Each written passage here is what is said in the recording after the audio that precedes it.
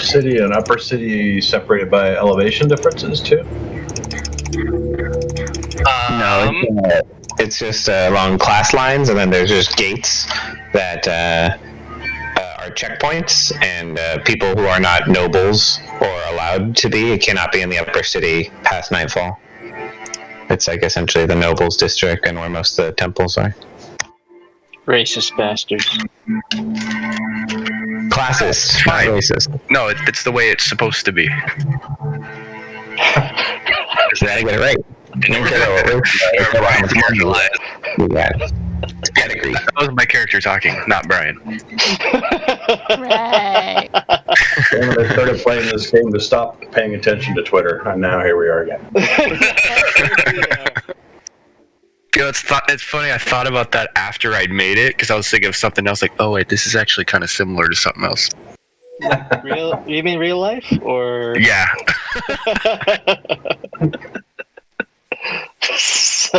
This seems familiar somehow. I feel like I've seen this almost every single day. What? I feel like my soul was... Saves, what a nerd.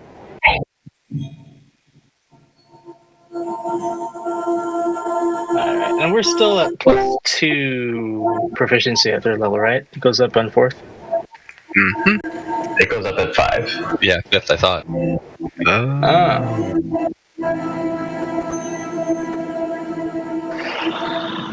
Nick's here.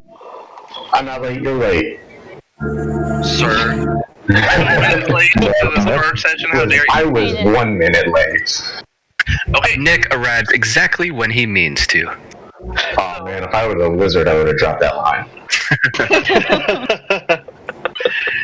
If you guys are ready, we can go around and explain just some brief stuff about your characters, any stark identifying features, personality traits, and just the basic stuff of your race and your class. Mike, will go to you last since you're wrapping up your guy real quick.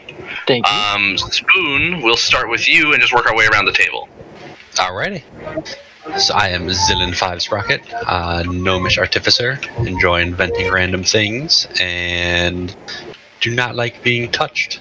Work as an archaeologist, going around, and don't generally like sitting in one place, prefer to go off and find things, and tend to be a bit reckless, but mostly good-hearted.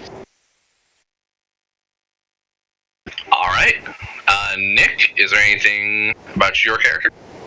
My name is Caecilius Page. I am a human.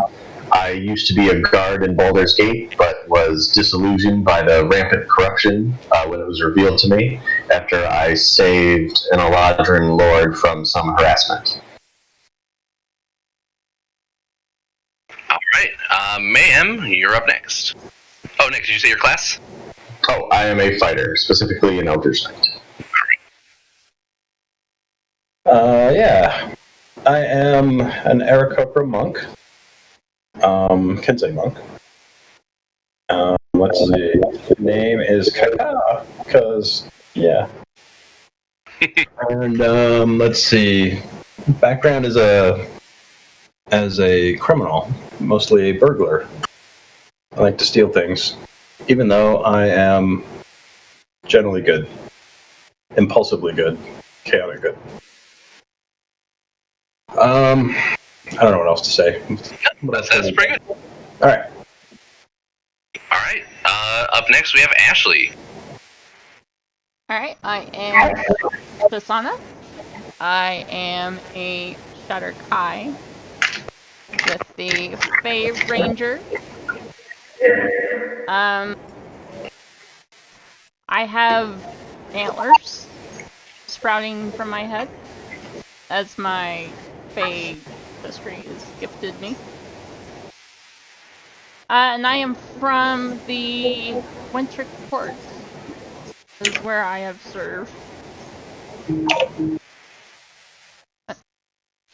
And I'm constantly disguised myself in costume. And I wear a wooden mask.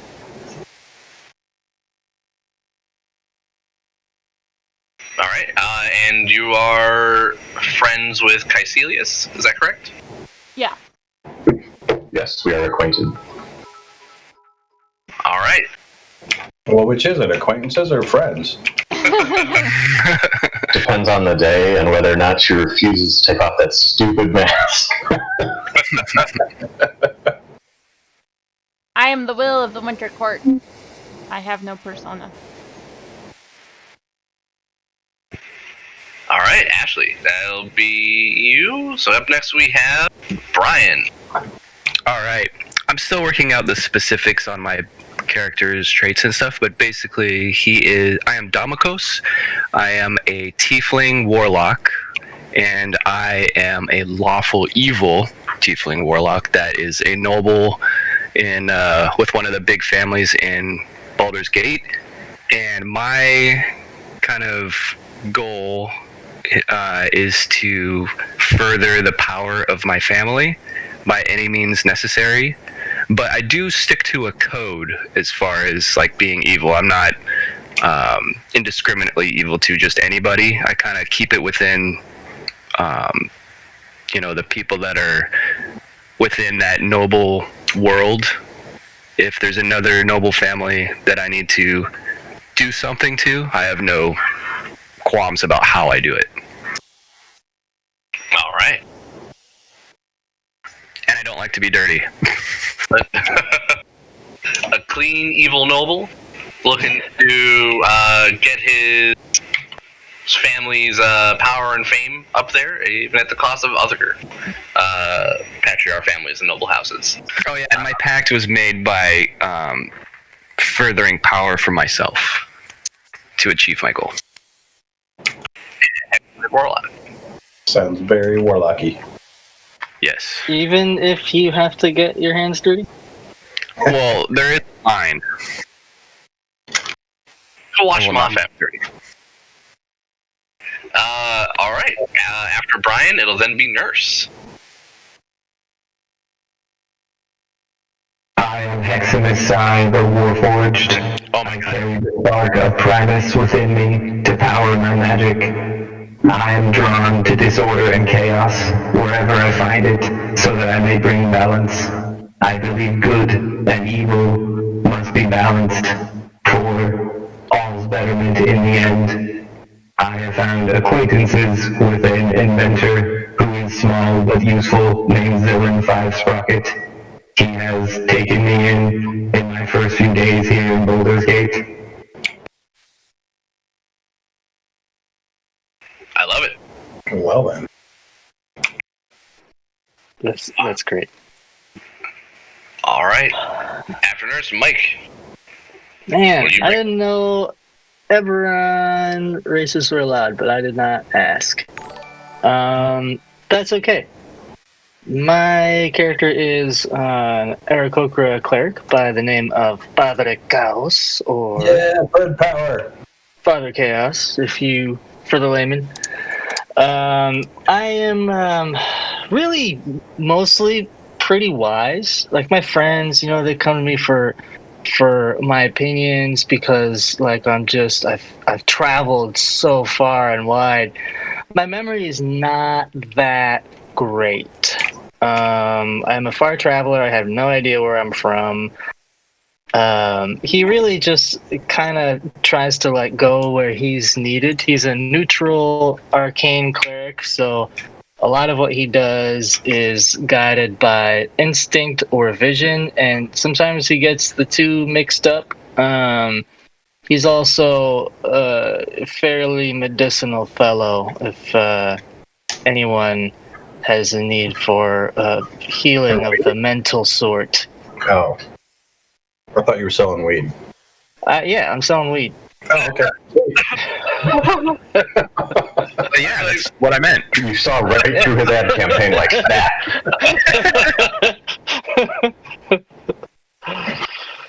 I just feel like you walk up to your dealer and he hits you with that spiel and you're like, oh man, I thought you were selling weed. You turn to walk away. He's like, no, I am selling weed. Weren't you listening? That was way too many words to tell me you're selling weed. I saw this robot, man. I thought the robot was a cop, bro. I'm sorry. Oh man, I'm coughing. Okay, I believe that's everyone's characters. Good job, everybody. So now, here's the main thing. So you guys all have some interpersonal connections, like Heximus and Spoon. What's your character's name? Zillin? The rest of you are all everybody in general is going to be shared or bonded through a dark secret, something that happened in Baldur's Gate that you all partook in, either willingly or unwillingly. Turn your attention to those sheets in Discord, posted by Spoon, if you don't mind. They're in the D&D channel. So, you can either partake in a conspiracy in Baldur's Gate, the murder in Baldur's Gate, the theft in Baldur's Gate, or a failed coup. Each of them has their own... Oh, go on. No, keep going. Sorry. I was gonna say each of them have their own set of roles and events that can have transpired during it, and this is all stuff that you guys agree upon as a group. Spoon and I mentioned that we're pretty open to pretty much any of them. I think the one that's least appealing to us is murder, but we could pretty much get behind anything. And if it were murder, it would just have to be against like, you know, a patriarch who's like a rival to Brian's family, or like, you know, some way to justify it for people who aren't super evil like me. Yeah, I mean, we could always just do bystander at that point, but I don't know. That's my least favorite out of them. So murder's the least, the bottom ranked. Well, only in their opinion. I like failed coup and theft. Those are both good ones. Yeah. Failed coup seems like something I would participate in, but not the failing part. Well, we're only level 3. Yeah, well, we tried. You know, man, like I just don't really vibe well with authority figures, you know what I mean? So like any of these really catch a bird like me. Yeah, I know what you mean. Oh, do you? Yeah. Do you have a teardrop tattoo?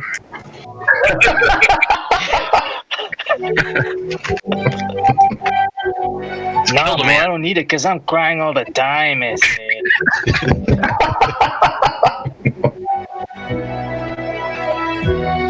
From South Central Baldur's Gate.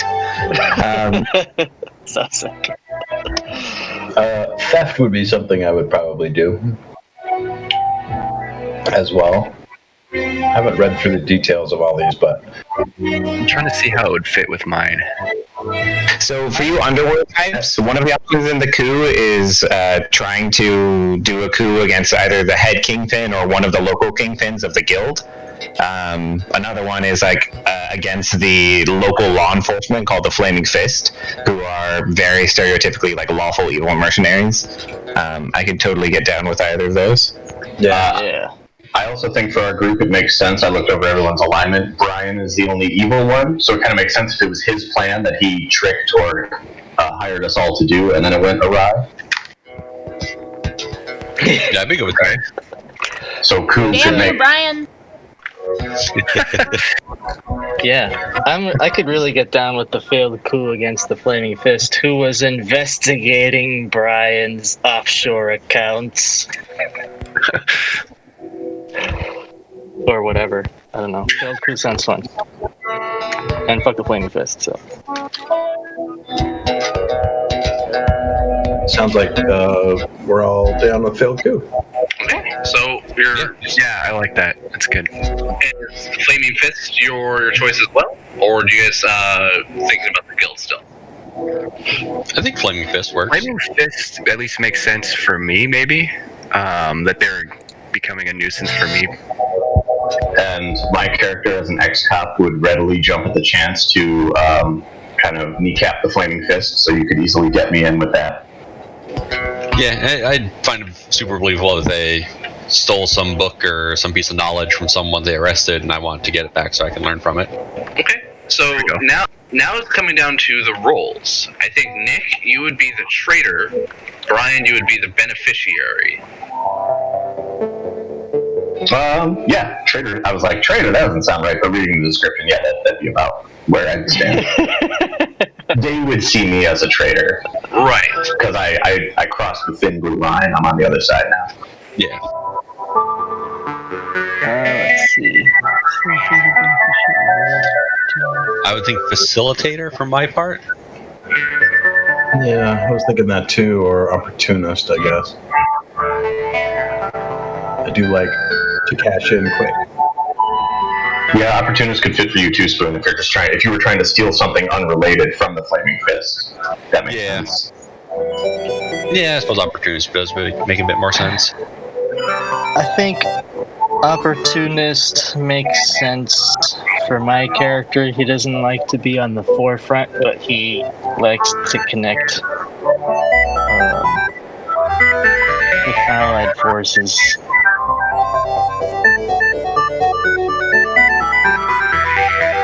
I mean, should there only be one of each of these? No.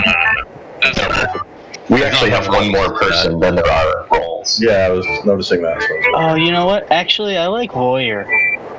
It went down, and I was just there selling weed on the street, like a But you didn't person see gotta do nothing. sometimes. I didn't see shit. Because There you go. high as fuck. I love this. So it sounds like Nurse wants to be a Patsy, and Ashley, I think Patsy would also suit your character Yeah, as well. nothing. Yeah, because she's kind of reserved. So Yeah, yeah, you could even. I was thinking you could even have questioned my involvement, be like, "Why are we attacking the Flaming Fist?" And I'm just like, "Oh, because they're dicks. You should totally do what I say." Yeah, and I'm You figuring I don't can bring understand like, human hey, politics. This reader's like, hey, there's some information there we need to make some cool things, so just go get it. And they're like very corrupt as far as law enforcement goes, and so as a lawful person, I find that very offensive to begin with. So I'm very willing to believe any bad things you have to say about the Flaming Fist. Well, they're all true. Everything you've heard. Apparently, I ruined my proficiency, so I'll redo it. All right, and then at this point, I guess, what roll for the consequences? Yeah, either we can roll or choose one. It's whatever you guys prefer.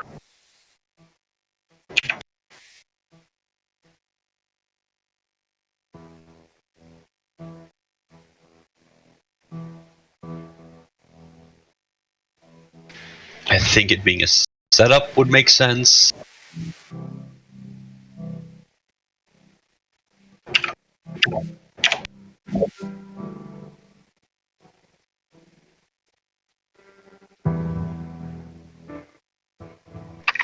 Or that we just got rebuked. Or one of you's a rat. Hey, Number I'm a 6. rat, bro. I'm a bird. Setup that might makes be sense. interesting.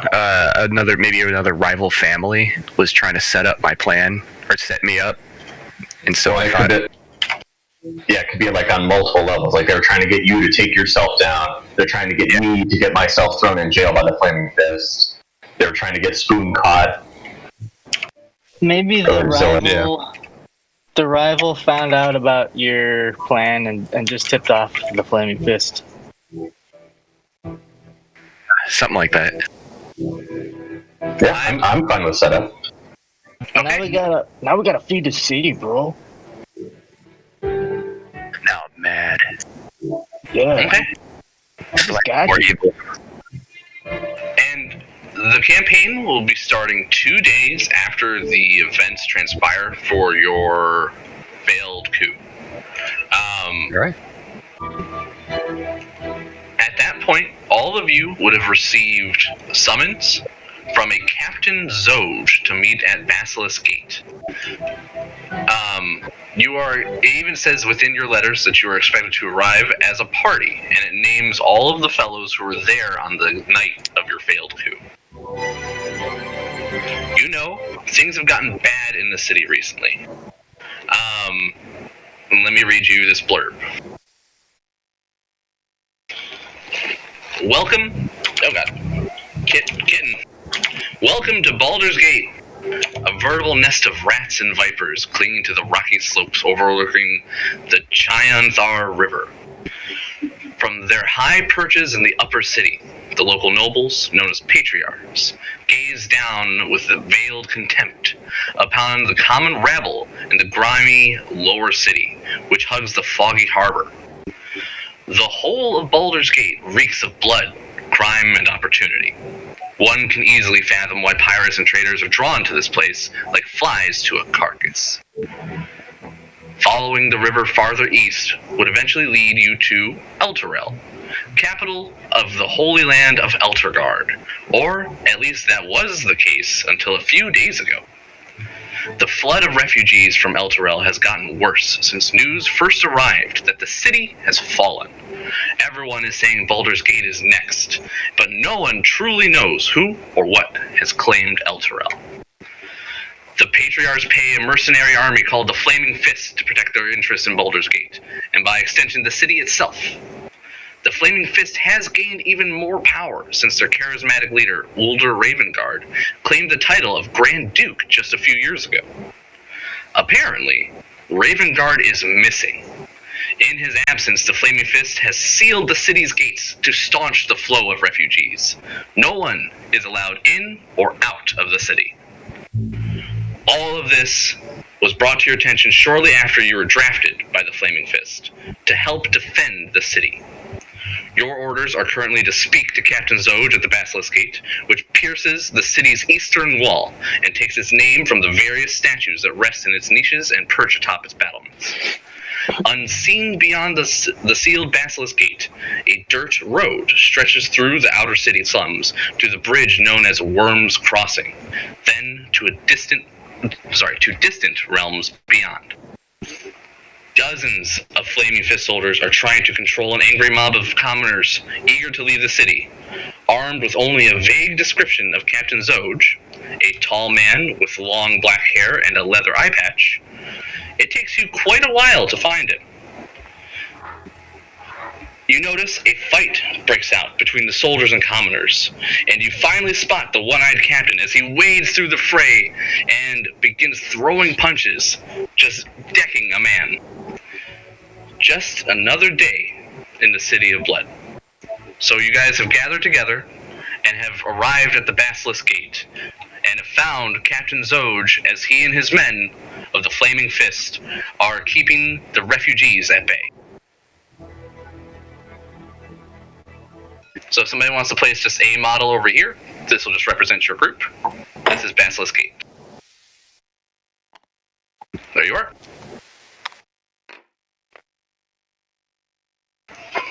You witness this event. You can just hear people screaming. There's so many people screaming, it's very difficult to pick out a single conversation. And things look very tense between the Flaming Fist and the refugees. You can see Captain Zoj, after laying low the man he hit, turns to one of the nearby Flaming Fist soldiers who looks like he's lost a couple teeth, examines the man's mouth, and with actual concern sends him to the back to get aid. Zoj scans the refugees and kind of glances over past you. He sees all of you and takes note of you, but does not call out to you. What would you guys like to do?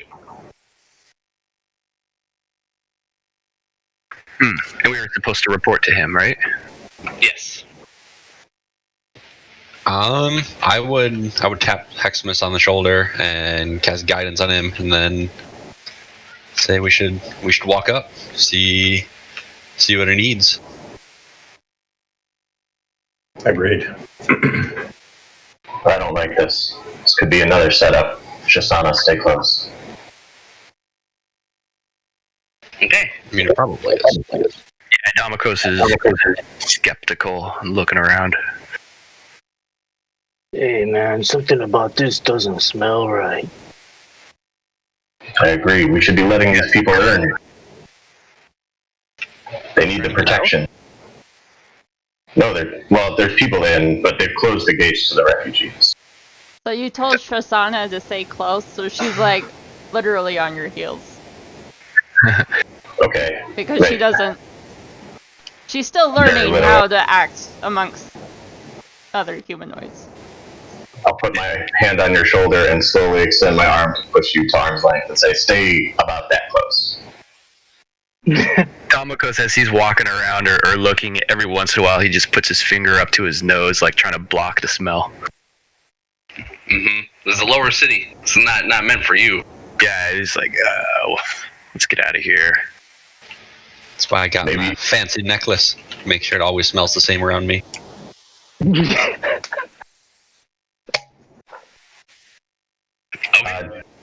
I would turn to Damokos and say, why don't you lead the way, Patriarch? Those are your people up there. Oh, Glassburn. Yeah, Damokos will go up to Captain Zoj. Okay.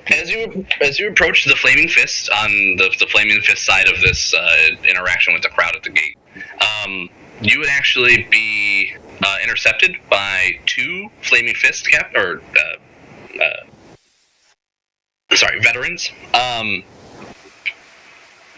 Nick, your character would spend time in the Flaming Fist. You would actually identify both of them.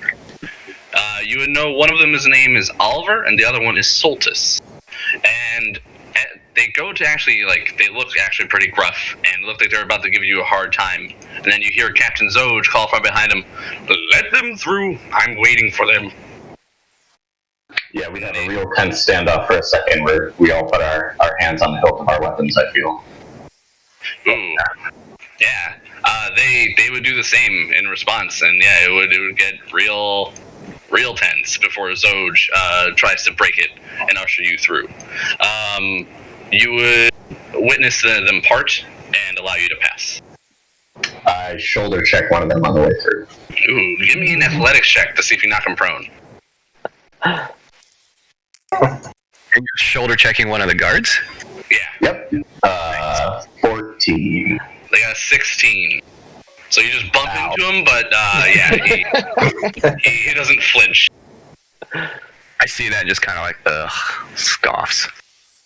Put your back to it. He literally says the word scoff. Scoff. Put your back into it.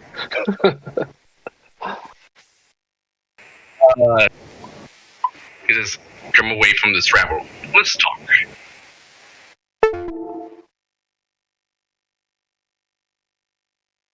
He pulls you away from the group, from the masses, and he speaks quietly to you. You can tell, not far from him, just within earshot, are 6 Flaming Fist guards at all times. He does not seem to like to travel alone. The refugee crisis has stoked fears that Baldur's Gate might suffer the same fate as Elturel, of which nothing remains but a hole in the ground, apparently. Our Grand Duke, Elder Ravengard, has visited Elturel on a diplomatic mission when the city was destroyed. Coincidence? I think not. The Knights of Elturgard call themselves Hell Riders. A few of them escaped the destruction, and we think they're somehow to blame for Elturel's downfall. What a bunch of self-righteous rabble-rousers. We're arresting them on sight, but that's left us short-handed to deal with another problem. And for that, and he kind of looks at you guys all up and down, I need your help. Now, I will not accept any refusal. The Flaming Fists are empowered to draft adventurers in such times of emergency. And let it be known, I will execute you here and now if you try to say no. Damokos laughs as soon as he says that he can be drafted.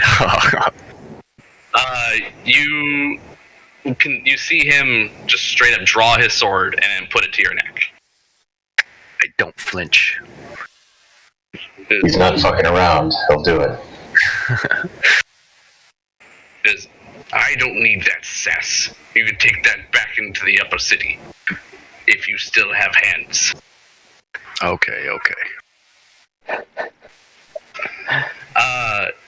He frowns and furrows his brow. This Baldur's Gate has long been plagued by followers of the Dead Three. The gods Bane, Baal, and Merkur. I thought we had wiped them out, but apparently not. These purveyors of fear and death are taking advantage of the current crisis to commit murder sprees throughout the city. You might have seen it, heard of such things. As appointed as deputies in this matter, you'll have license to kill these wretches on sight. Find their lair and wipe them out. Eliminate anyone who gets in your way, and don't worry about collateral damage. If you do what I say, I'll see that each of you receive 200 gold pieces, in addition to my gratitude, which is worth considerably more. A few blocks from the Basilisk Gate is Elf Song Tavern.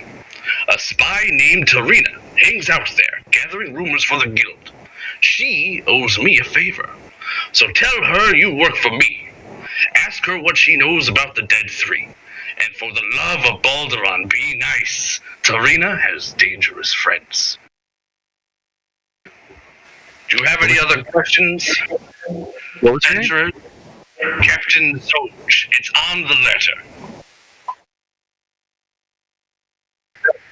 As a deputy, it might be an opportunity to bring order to this chaotic city.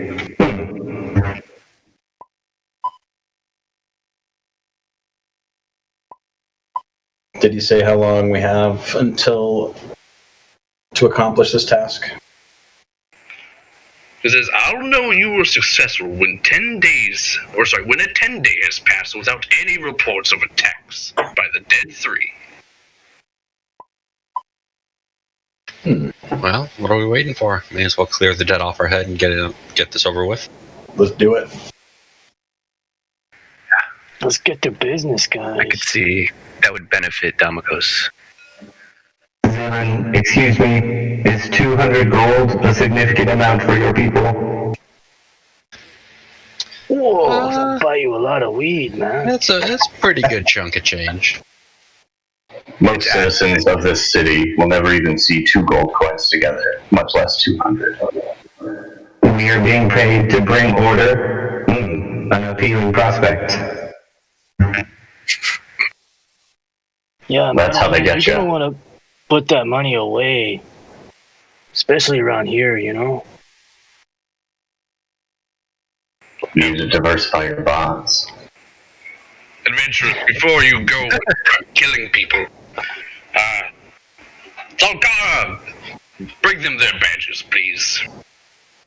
And a female Flaming Fist guard would approach with a box that she opens and contains a series of copper badges that bear the Flaming Fist's coat of arms. These will give you the license to act in Zoj's name. So everyone, please put Flaming Fist copper badge in your inventory. Never thought I'd have to wear one of these again. Never thought I'd be wearing one of these in the first place, man. Sashana hangs it on her antler. Because she doesn't understand. Oh, nice. You know, I'd correct you, but I think that works.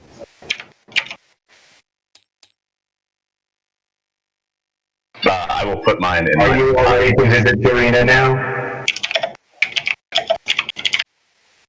Do we have to show it? We could just have it, right? We might have to show it at some point.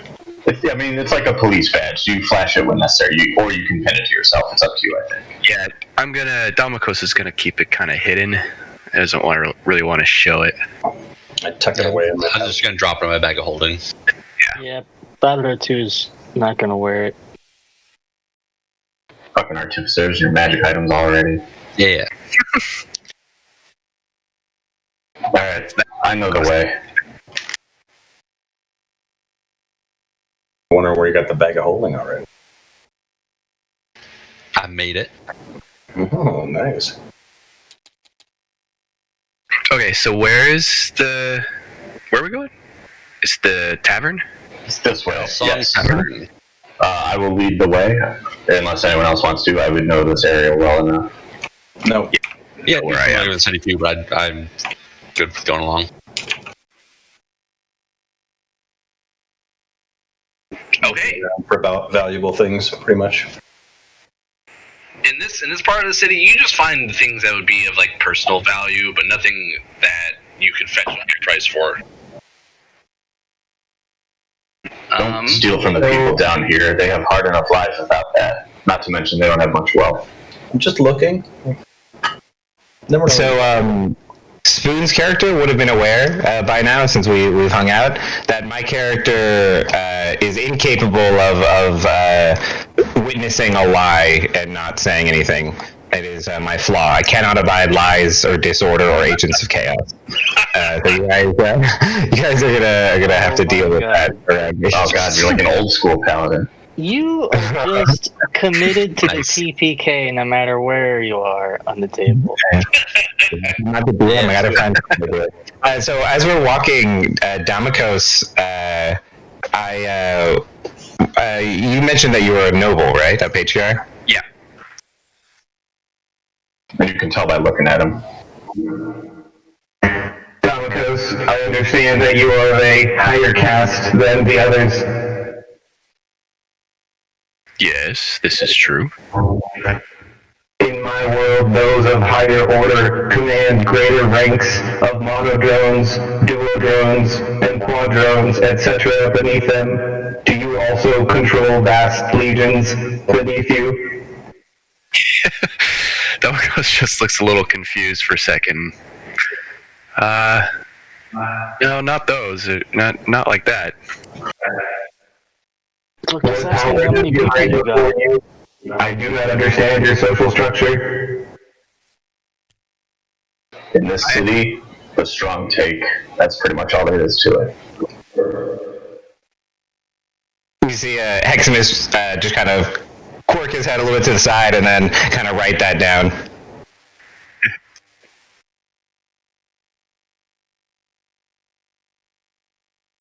All right.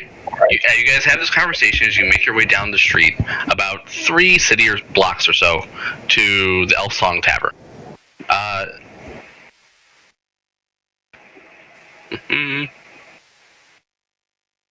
Yeah. Let me bust out the tavern map. How would you guys like to approach? I have my mage armor active and can handle negotiations if need be. Charisma mode activated. Ooh, this is blur. Before we go in, I would again pat Heximus on the shoulder and give him a little guidance, inform him of the ways of this world, make sure he knows how to speak properly. I don't know if he's got his shades up. I think I he's got that. Thank you. So yeah, you have guidance. I'm just hanging back at the end of the group, looking at all the things. Keeping an eye on people, looking for things that are valuable. Paintings, even. Domicos waits for someone to open the door before he goes in. Yeah, where's the actual front door? This is. Okay.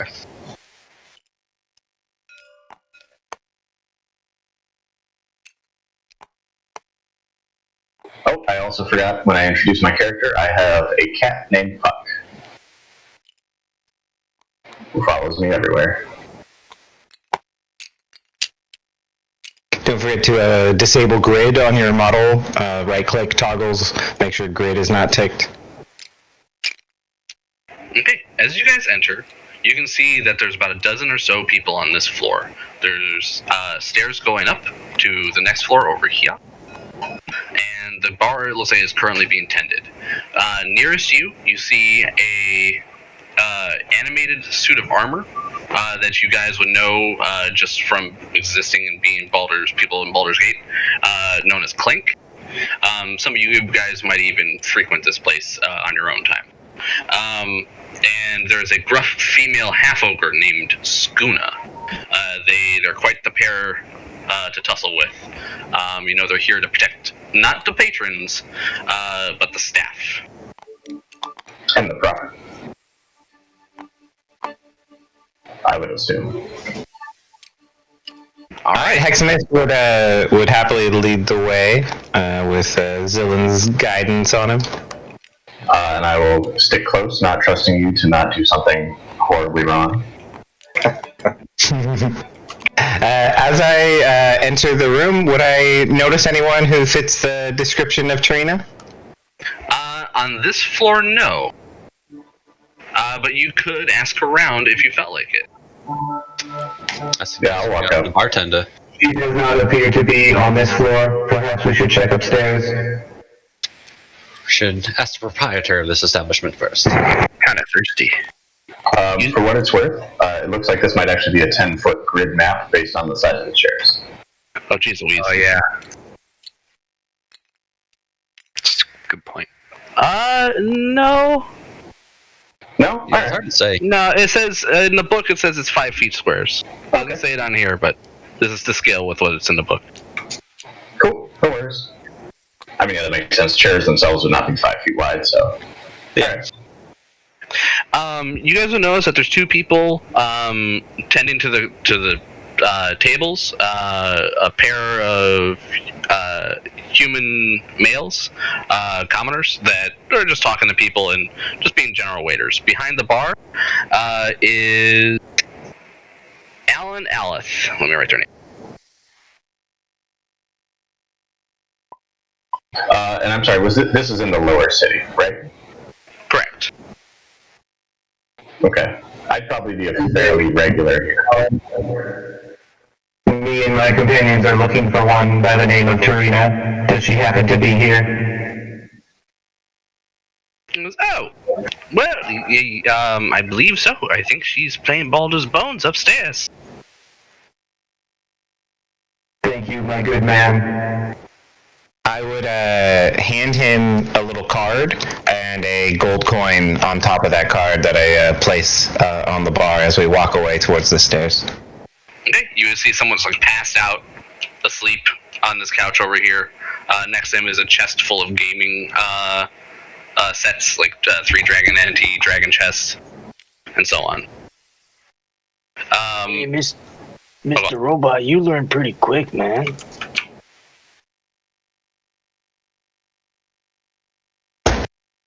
Wearing what? You know, the slipping in the coin, you know? Yes, training revealed very quickly that humans respond very well to precious gems and others. And you would see Alan behind the bar kind of look at you guys all suspicious, as a lot of you are coming in here armed and armored. And he says, speaking of keeping people happy, here, on the house, some Elverquist wine. Just a free glass for each of you, but, try to keep those sword sheaths while you're here, please. Alan, don't give me that shit. Let me get an ale. So, by the He way, takes it as back he and gives you an reaches ale. For it, he reaches for it. I check it for poison. He takes out his badge as he's looking for something in his pocket. And he's like, "Oh, where the fuck did I put it, man?" And he just puts the badge, like he slams it down on the table next to the drink, not intentionally slamming his badge down on the table, but effectively slamming his badge down on the table. Oh no. He'd look at it and kind of look at the group nervously, and says, he would look to Caecilius and, "Oh, you're one of them now, Caecilius? Is this a shakedown of sorts? I make my payments to the Flaming Fist already, like everyone else." No, nothing like that. We're here looking for someone, but not any of you or yours. I'm sorry about this, and no, I don't think I'm back in. You can tell he doesn't have the conviction in that last sentence, though. And here, for your troubles, and I'll slip him 2 gold. Ooh. Oh, Caecilius, thank you. Again, just be careful, and if it's the first time you've met Tarina, be nice. We'll see what we can do. I mean, and he just kind of gestures at the party of, no offense, freaks that he's been forced to work with here. Like freakish. I try not to judge, but you all attract a lot of unwanted attention. Hey, I'm small. I just hide in the corner. It's fine. That's true, you're okay. Sorry, man. And it's all covered in metal. I'm all out of the wanted attention.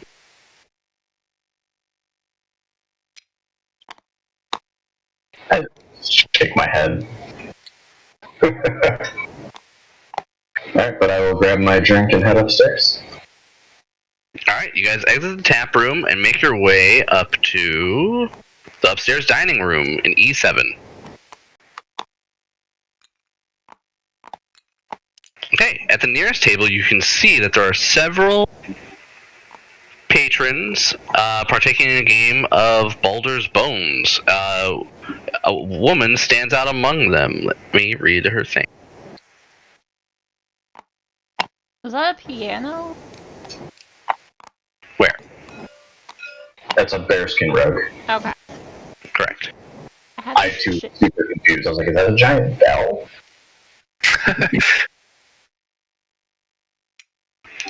You guys would be arriving just as she wraps up a round of Baldur's Bones. Everyone at the table is kind of just like, ah! And she looks all the merrier as she rakes in another heap of coin. She says, sorry boys, just that, luck is just that way sometimes. And she kind of kicks up her feet on the table. And she says, just get another round, boys, drink it off, and let's do it again. And they all kind of grumble and leave the table. Can I inside check that hand? See if she. I hate to interrupt this game, but we may have business with you, Mr. Rena. Mayhem, give me an insight check. To not necessarily see the hand, but for her persona. Yeah. And when you address her, Heximus, she would just kind of casually look over to all of you and like kind of smile and squint at the same time. And she says, "Oh, visitors for Torina. All right, come on, take a seat." Mayhem, what'd you get? 16. Okay. You can tell she's overly smug, and the amount of grump that those people left with when they stormed away from the table. You think they've been losing to her for a while. Okay.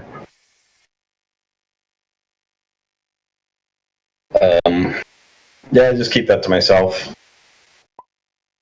Thank you for your time, Miss Tarina. We are here with business from Captain Zoj.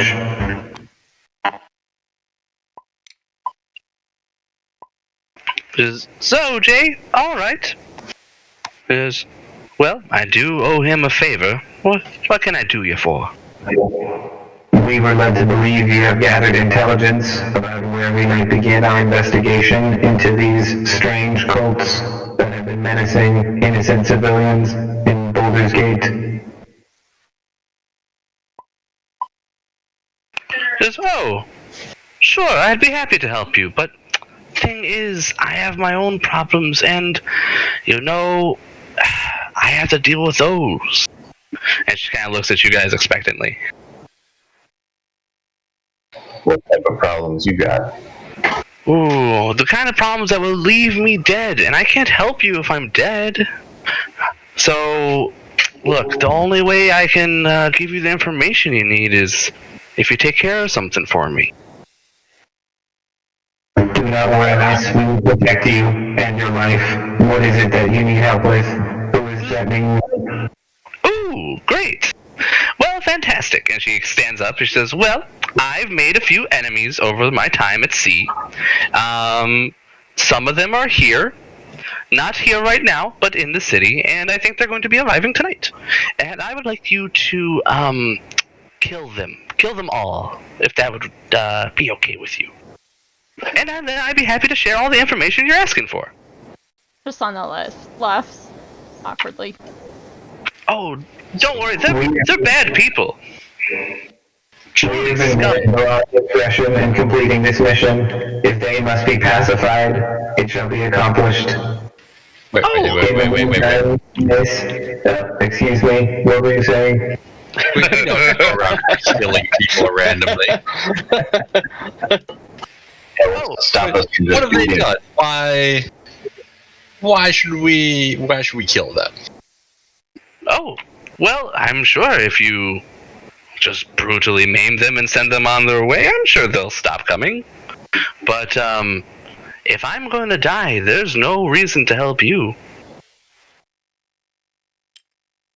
We shall keep them from visiting harm from you, and then we shall consider our arrangement done. Is that agreeable to you, Miss Trina? That is most agreeable. See? Wait. Now, how many people are we talking about? Huh? I can't just tell you I'm gonna kill a bunch of people and I don't know how many people it is. Hey, we're not killing them. We're just gonna maim them. Whatever. Whatever. I don't know. How many does a ship usually hold? Oh, probably about a shipload. Yeah, about that many. Yeah, I'd expect that much. Yeah, they're gonna die. This information better be worth it. Says, if you're asking if you're getting into what I think you're getting into, you'll be happy to know what I know. And why can't you just tell us now? Oh, because there's nothing in it for me. And again, if I die, what's the point of helping you? So let's help each other. You steal my shit. How about a sign of good faith? You give us some information first. At least give us a tidbit of what you know, to make sure you're not just playing with us. Yeah, how do we know the payoff isn't good at all, man? What you selling? Okay, she thinks. And give me 1 second. I'll kind of piece through her information and see how she wants to word this.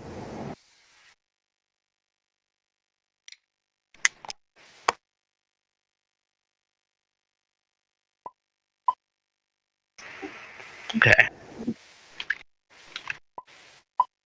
She'll tell you, and she'll leave it as this.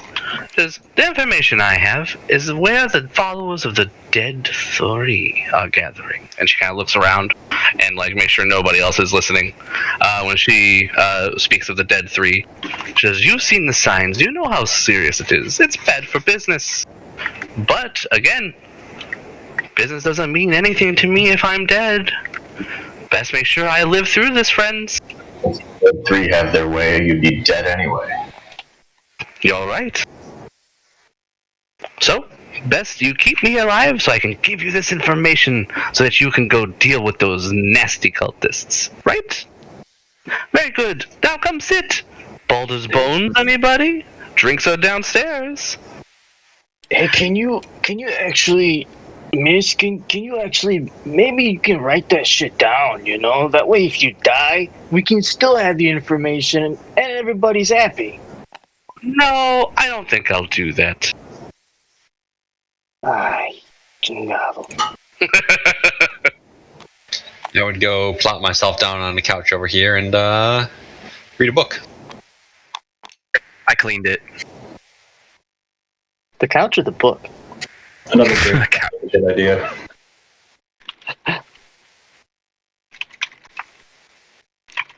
I went downstairs to grab a couple more drinks for myself. That's a good idea. Lament the situation that I find myself in. Mikos is gonna get a drink too. Okay. Yeah, I'm gonna join you guys.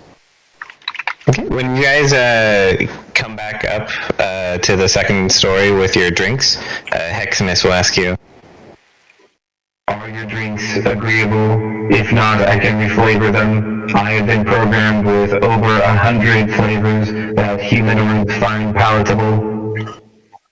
Really? You keep your hand away from my drink. I would love for this to be a chocolate stout, eh? Can you do something about that? I would snap my fingers and cast prestidigitation and reflavor his drink as chocolate.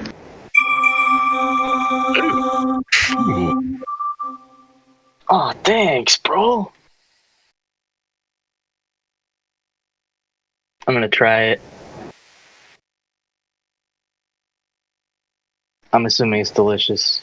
It's how much chocolate. Just waiting for you to die or something. Oh, it's okay. Yeah. Tell me, Trina, is your food and drink agreeable? If not, I can reflavor it for you. Says, "Oh, I'm doing just fine for right now. No food or drink for me. Not until this business is done. Gotta stay sober." Tell me, after we protect you from these sailors, would you perhaps be going home to a Mr. Tarina? Oh man. She He starts laughing and watches intently. She says, "Oh, no, I would not be. Come, if you're interested to know me better, no better way than through a game of Baldur's Bones. Test your mettle."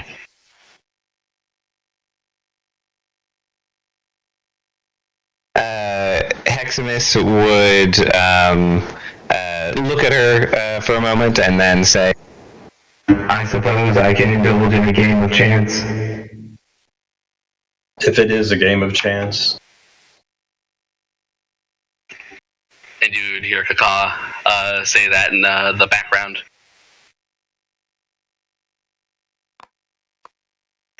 Tarina would look around. Any other takers? No, I'm quite good over here with my books. Yeah, play at a kill the time. I plop out 3 gold coins on the table. All right. She matches your 3 gold, and she gives you 3 dice to roll. So roll 3 d6s, please. Is this a multiplayer game or just? Yes. Multiplayer. Alright. Then I will also plop down my 3 gold. Okay. I'm in for 3. All right. Caecilius, Heximus, and Padre.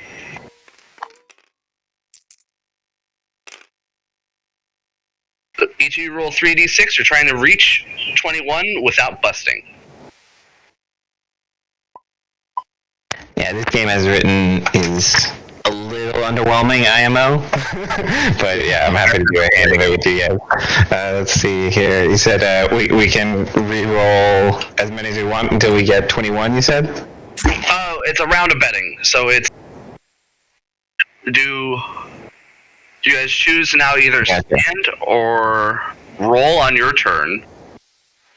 A player who rolls takes an additional die and rolls it. If the total exceeds 21, you bust. Oh, you just add it. Keep rolling additional dice until they stand or break. After everyone has had a turn, the highest point total, excluding busted, wins. So we go one at a time, I guess. So she has 15. What?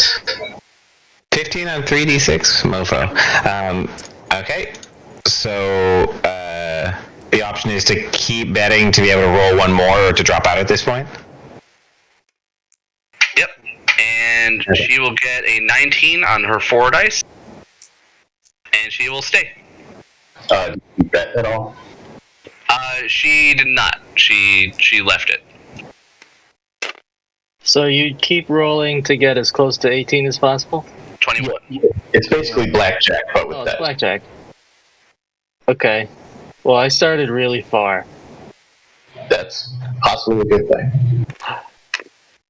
Who's going next? Oh, shit. Well, I started rolling. I don't know we were doing it in turns. I guess I'll go next? Yep, that's fine. Okay, cool. So that was 6 plus 3, 9. You guys are trying to beat her 19 without busting. Plus 3 is 12. And Mayhem, give me 6 is 19. Mayhem, give me an Wait, no, investigation it's 18. or an insight check as you watch their game go down. Okay, I'm out. I will insight again. No. I got 16. I'll have to hit again. Or am I waiting until Nurse does a round? No, you I'm keep out. going. Oh, Nurse busting. I got a terrible first roll. I'm not going to bet to keep in this one. The running more increased bet. This game is rigged. Are you fucking kidding me? I rolled 2 6s in a row, so I got up to 22. I'm out. She rakes it all in. It's tough luck, boys. Mayhem, you notice she has a cheat dice. So I step up and say, "Let me see that dice, that die, or is it just one of them or both?" It is one. Single die. A single die. Mayhem, give me a perception. Ooh, okay.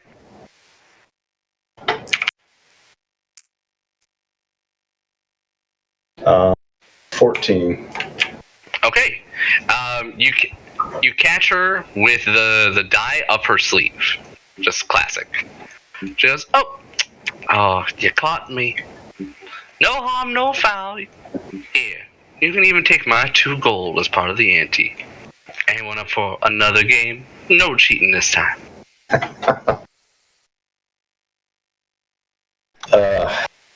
Yeah, I'm not gonna gamble with a cheater.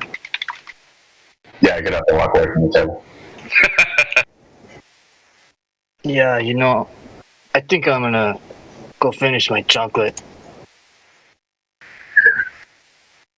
So wait, this isn't the Alan person, is it? No, this is Tarina. Alan's the barkeep. So this is your contact. No, you're not sure if they're connected. Okay.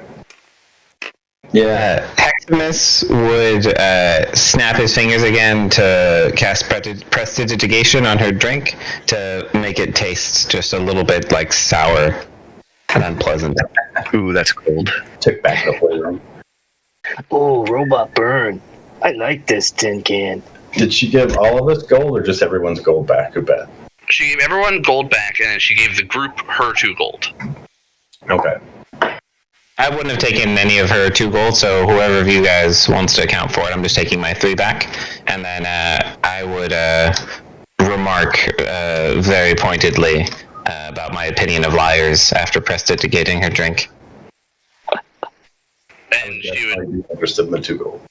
She would remark. He thinks liars taste like shit, like your drink. She would laugh and she would say, "This is if you don't like liars, Baldur's Gate's not the right place for you, then, friend. Too bad you're locked in here." Locked in. All right. Never mind. You know about the refugee crisis. No one in, no one out. Yeah, you don't listen to her, man. She's crazy. You guys would overhear one of the other patrons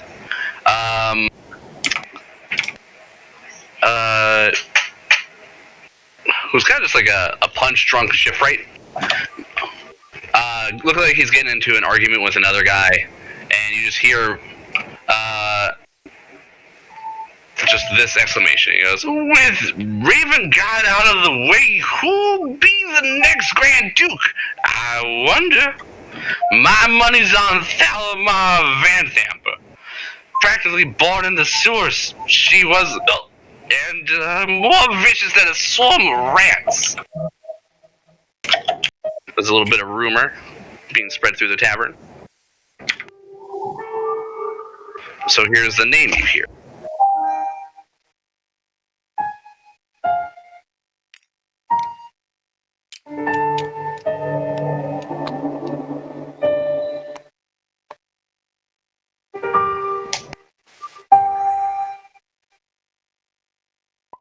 I have 2 kittens right in front of my monitor, grooming themselves. I can't see the frickin' area I'm typing in. Don't worry, one of those kittens has peanut butter on her paw. That's what she's licking right now, I'm pretty sure, and he's just cleaning his face, because he cleaned his face. Kittens are dangerous, man. Their mortal enemy. You guys spend a few moments, unless any of you guys choose to play Baldur's Bones with her again. You guys kind of enjoy your drinks for a few moments. Is there anything you guys want to do, anywhere which you wish to explore? This place is called the Elf Song Tavern because there is a spirit that inhabits this place, and she sings randomly throughout the day. It is the same song. It's a song of lamentation, but you have not heard it since you've been here. Those of you who've been here in the past, like Caecilius, would have heard it before. Did you want me to play this, Sean? Nurse, yeah, if you don't mind. You guys hear a song coming from, I believe it's downstairs.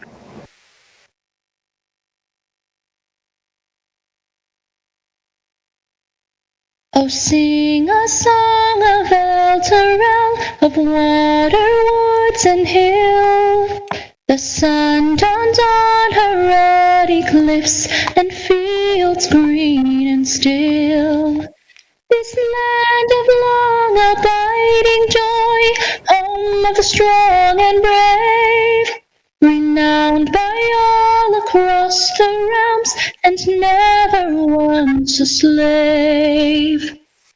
Oh, sing a song of Elturel when foes are at her door, her fields torn by cloven feet from some infernal shore.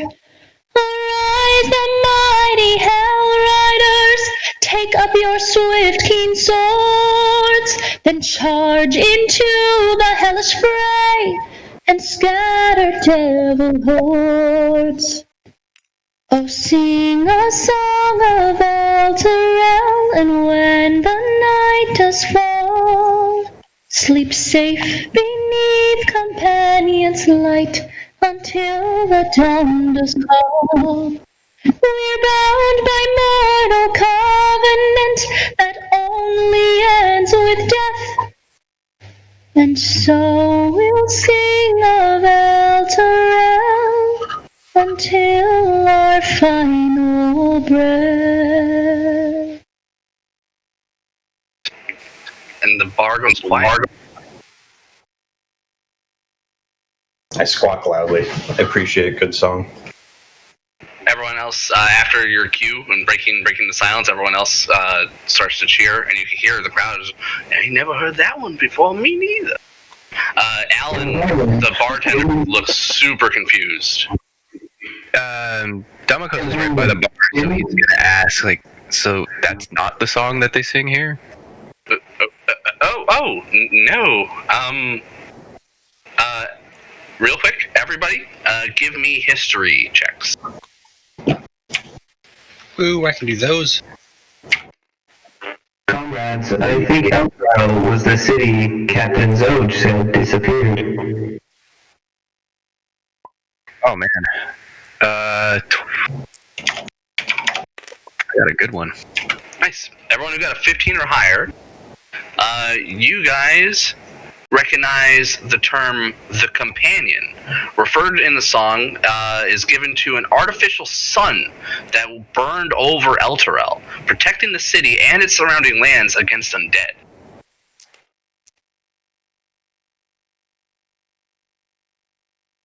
The companion? Yep. All right. My cats are going insane over the moving fucking hands. Yeah. Grooming themselves and then occasionally getting high looking at the screen. If that spirit does not usually sing this song, perhaps it is aware of what is happening. Can one of you try speaking to it? Oh. Now, this is important, and I should have led with this. She sang in Elvish. Who here speaks Elvish? I do. I just like the melody. So those of you you can still understand the beauty of the song, even though you don't understand the words themselves, and your friends can help you discern what she was singing about. So at least there are some people in the party that have it, so that's fine. So everyone's aware what she was singing about. Nurse, I'm sorry. Are you asking Alan, or are you talking to the party when you're inquiring about it? I want to make a recording of the version where we don't understand Elvish. I think I would ask one of the Elvish speakers of the group to try and speak to her, since she seems to know what's going on with Elturel. The spirit? That is something that is possible, that I know to be possible. Yes. I would head downstairs. Yeah, you can try. Yep. So Shasana, let's go. And we'll go down to the spirit, wherever that may be. And say, excuse me, that's not the song you usually sing, is it? She kind of just looks blankly at you and kind of sways in her ethereal movement. Oh, my apologies. And I'll switch to Elven and say, that's not the song you usually play or sing. I've been here before. Why the new song? She doesn't say anything to you. She just kind of cocks her head. She understands, you can tell, but she just doesn't seem to bother to respond to you. I turn to Shasana and say, she's as bad as you are. I Shasana. am not dead. Fair enough. It's just a joke. I'll try to talk to her. I kind of want to do Faye. But Sylvan. yeah, Sylvan. She's saying in Elvish, which you know, and you're particularly good at dealing with fey creatures. Okay. And she did understand me, she just didn't respond at all. So we just have to figure out what to ask her. Good point.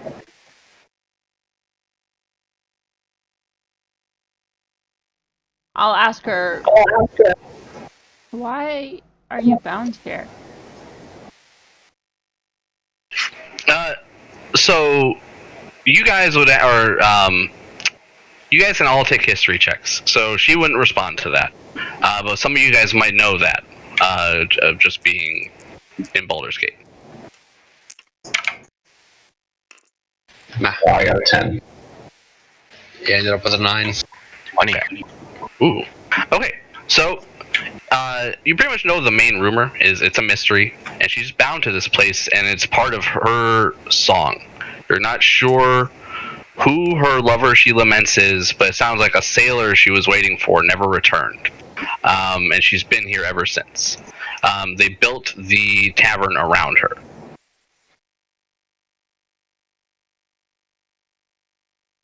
I repeat that back to them.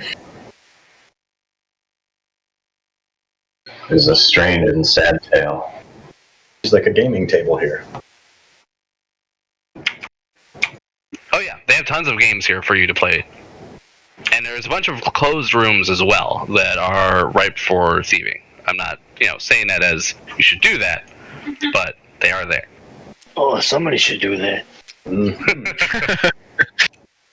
I mean, I'm keeping an eye out for things that look valuable, but I guess I want to casually check out these rooms. Yeah, and there's a lot of closed rooms. And again, if you want to know about the place, because Celius has been here, so you can inquire before you necessarily have to pick locks if he knows what's behind that door. Yeah. I ask them where they keep the good shit. What do you mean by that? Valuable things. I'm not telling you how to rob this place. And you Tell wouldn't me know. how to rob this place. You just need to tell me what to rob at this place. Hey, I thought you were one of us, man. What else? Me? One of you? Spirits. It's just my profession. Well, I know you're not pretty like a bird, but you know what I'm saying.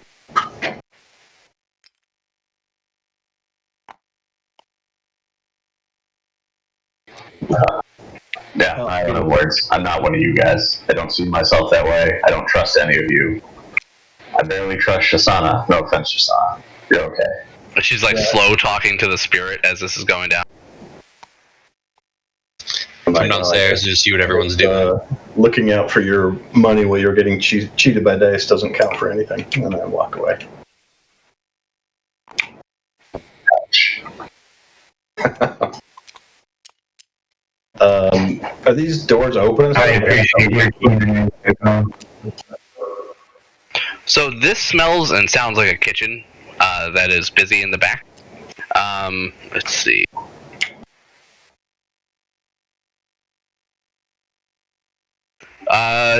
This looks like it's a storage alcove.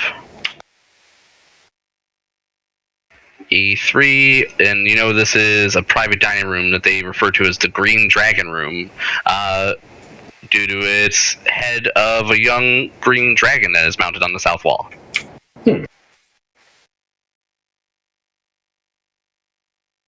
What's this thing? Just more. E2, that's a lounge. Although smoking is allowed everywhere in the tavern, the lounge is the favorite hangout of the local smokers club called the Puffer Fishers. Most of them are local fishermen and crab catchers. And yeah, the place in there just smells like flavored hookahs and the sea.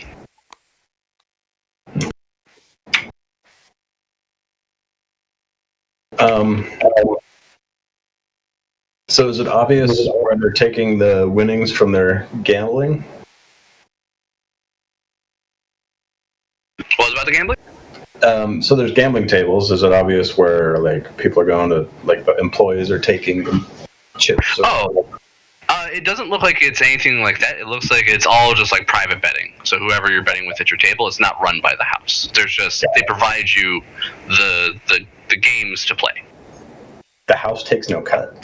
The house takes no cut. It's magnanimous. So this is essentially like a slightly more bougie version of the back room at the comic book store. Yeah. Yep. And it's got a ghost. Cool. I dig it. It's classy. It's got a classy ghost. As you guys hang around, you guys hear another bit of gossip being muttered between some members. The Flaming Fist is decapitated. The captains have already started bickering, and who should have been in charge with all the Raven Guard gone?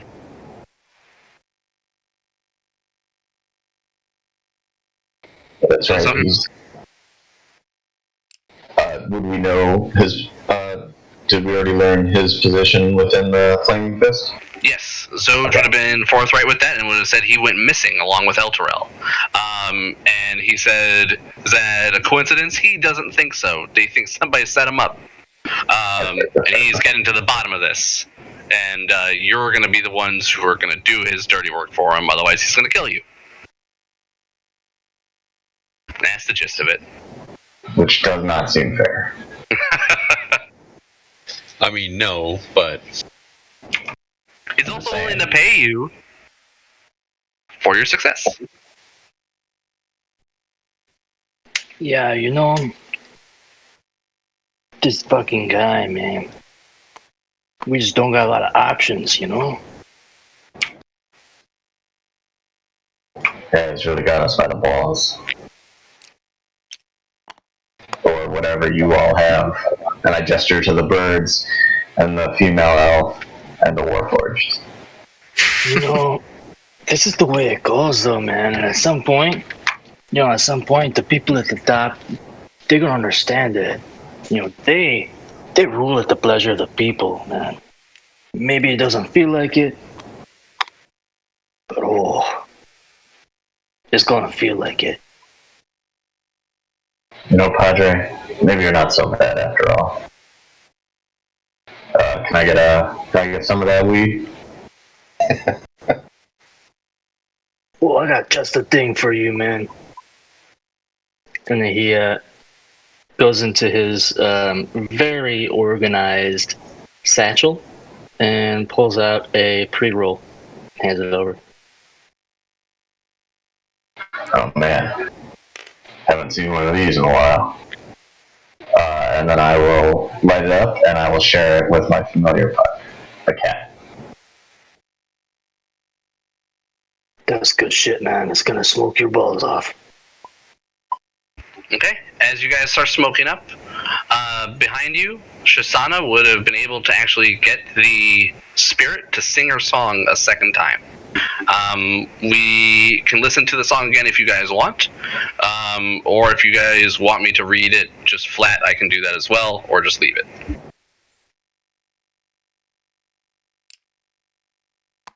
I mean, I'm fine, but I played this campaign once, so. I think we could do a second listen. Sounds good. Okay. Okay. Let me get it back up again. 1 second. Thank you, nurse.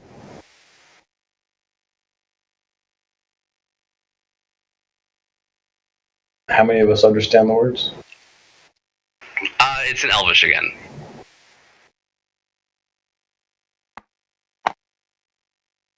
Oh, sing a song of Elturel, of water, woods, and hill. The sun dawns on her ruddy cliffs and fields green and still. This land of long abiding joy, home of the strong and brave, renowned by all across the realms, and never once a slave. Oh, sing a song of Elturel when foes are at her door, her fields torn by cloven feet from some infernal shore. Arise, the mighty Hell Riders, take up your swift, keen swords, then charge into the hellish fray and scatter devil hordes. Oh, sing a song of Elturel, and when the night does fall, sleep safe beneath companions' light until the dawn does call. We're bound by mortal covenant that only ends with death, and so we'll sing of Elturel until our final breath. Hey, you know, I've been thinking, is she talking about us? Because, I mean, if we don't go there, we're gonna die, right? I'm not dying. There is that possibility. It's like, what's that phrase, man? What's that phrase? We're all gonna die. You're stuck between a cock and a hard place? Whoa. Father. Father.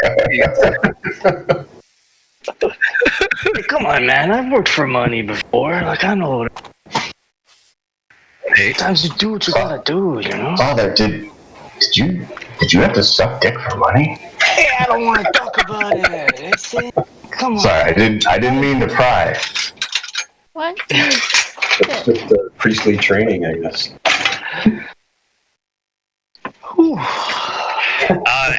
As you guys, the laughter dies down and more people applaud the song. Coming bursting in through the door is a motley crew of 10 humans sauntering into the tavern. Their leader is a brawny man with a cloudy right eye, a cruel sneer, and a pirate's swagger. The others are an unsavory, rowdy bunch who act as if they own the place. We be looking for an old friend of ours, says the dead-eyed man. He sniffs the air. Goes by the name of Tarina, or so I'm told. Loves to cheat at Baldur's Bones. I believe these If you are. have any spells you need to cast before we encounter these strangers, I suggest you do so. These appear to be Tarina's friends. Shillelagh. What was he saying about casting?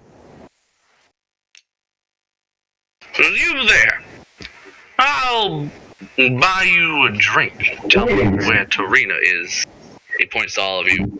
There will be no need for that. We are here on behalf of Tarina, and we will be escorting you out of here, either conscious or unconscious. Your choice. Oh, there's no way. We're here looking for a scrap. He goes, Tarina's dying, and ain't nobody getting in the way. And they all kind of just draw their weapon. You see the animated armor and the half-ogre just step out of the way. Yeah, looks like it's about to get interesting then. this is it. Initiative! Initiative.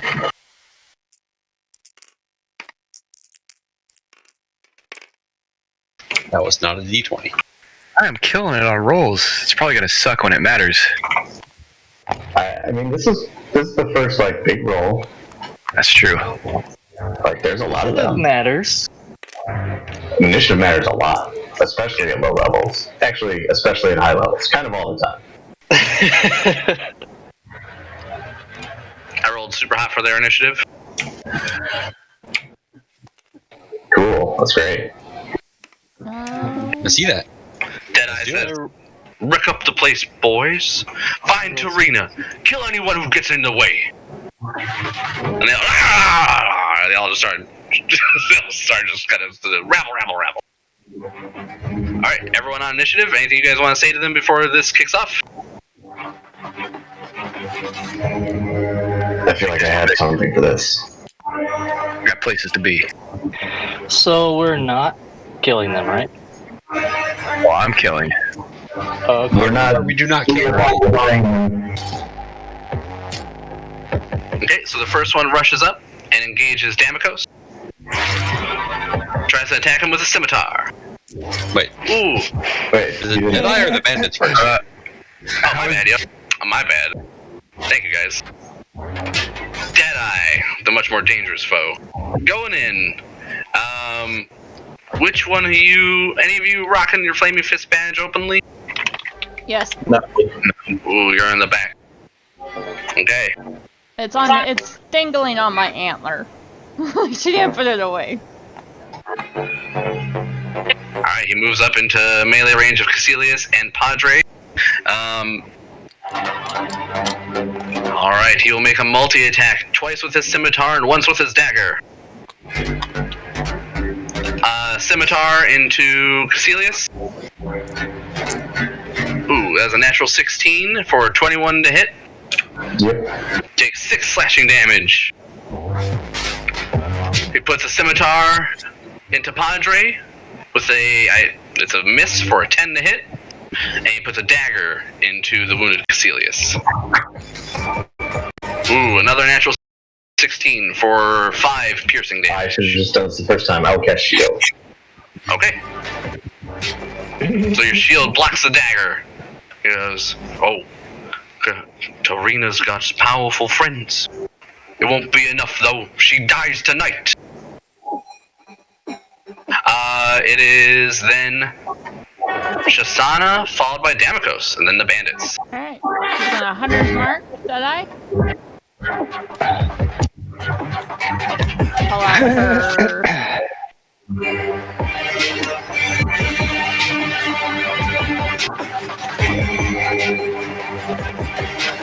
Gonna pull out her Revenant Blade and attack him.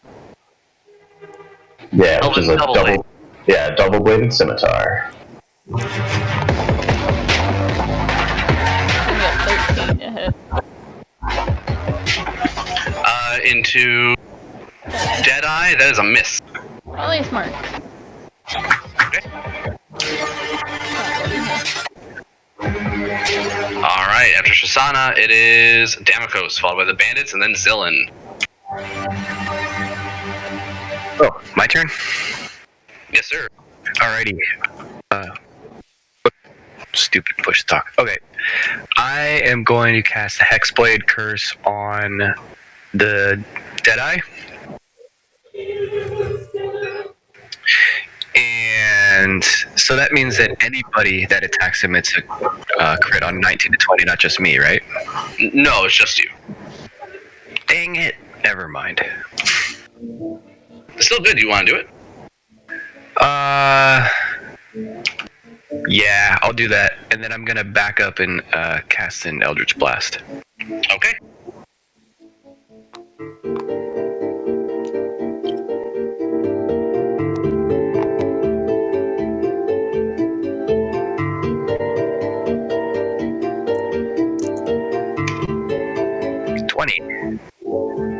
Ooh, yeah, that hits. Do you have Agonizing Blast?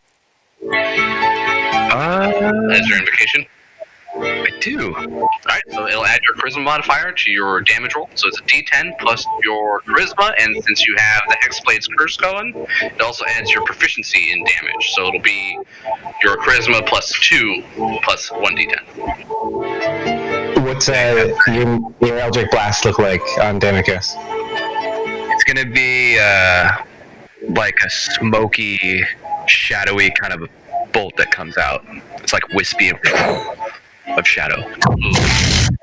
Smoky finger guns. All right, I will use energy sounds appropriately as you blast them. Oh man, max damage. So that's what? 17? Very nice. Wait, no. 15. Sorry. 15? 15. Blam. Deadeye takes the hit. You see his shoulder kind of reel back, and he kind of just cracks some of his bones back into place. And it's going to take more than that. He goes, go back to the upper city. Oh, in due time. Alright, is that your turn, Damocos? Yeah, that's it. The bandits rush in a surge.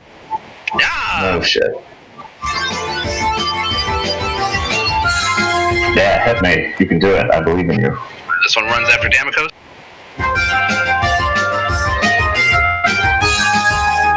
Ooh, that's a miss.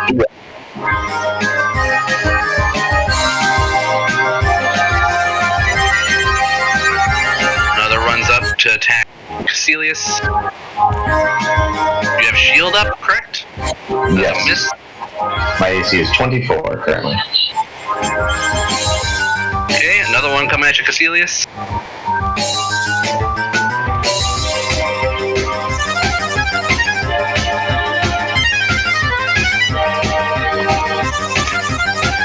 Ooh, 18 to hit. That's a miss with your shield. Would have been a miss anyway, but yes. This one goes for Shisana.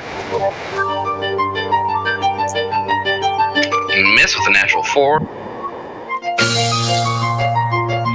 So runs over here and engages Kaka. Ooh, gets a 18 to hit. To hit. For 4 slashing damage, you just get sliced a little bit by his scimitar.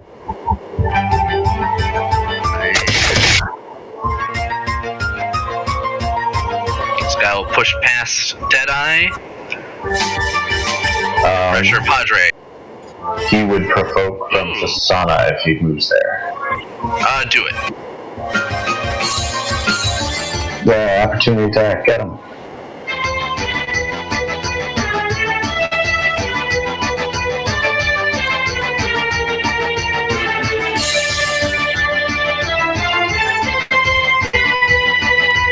Ashley, Oh, opportunity sorry, I attack. missed that.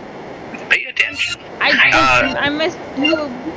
And when the bandit moves up to Caecilius over here, it'll make an attack as well. God, he has shield though. It'll go here and attack Shisana. 15 to hit.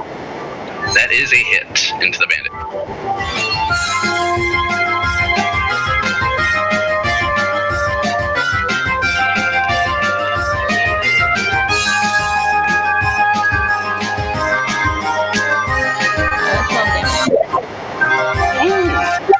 Okay, fatal or non-fatal? Non-fatal. Okay, he pushes past Deadeye, and Shisana slices him across the back, and the man just shrieks and faints on the ground.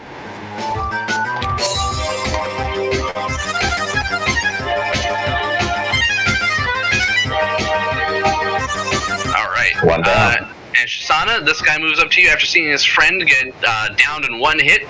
His attack goes wide with a natural 1. The two men by the door move to engage you, but they get shouted at it by Deadeye. He goes, "No, you stay back there and make sure Tarina doesn't escape." I don't want her sneaking out of here while they're in our way. The two men nod and take out their crossbows and loose them at the party. They will fire one at Shisana and one at Padre Chaos. Shisana, that's a miss. Padre, that is a 21 for 5 piercing damage as you're struck by a light crossbow bolt.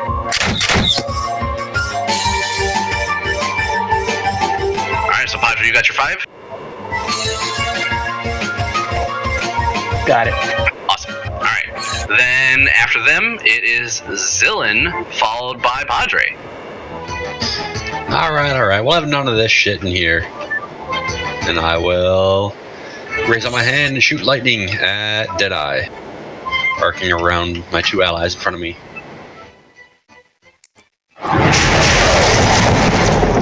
Ooh, nice, net 19, so that should definitely hit. Ooh, yeah.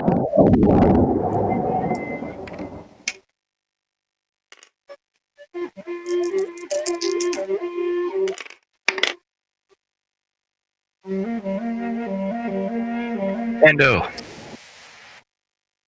You got a really good ear for songs, Brian. 12 damage. 12 lightning damage. Alright. He's not bloodied yet.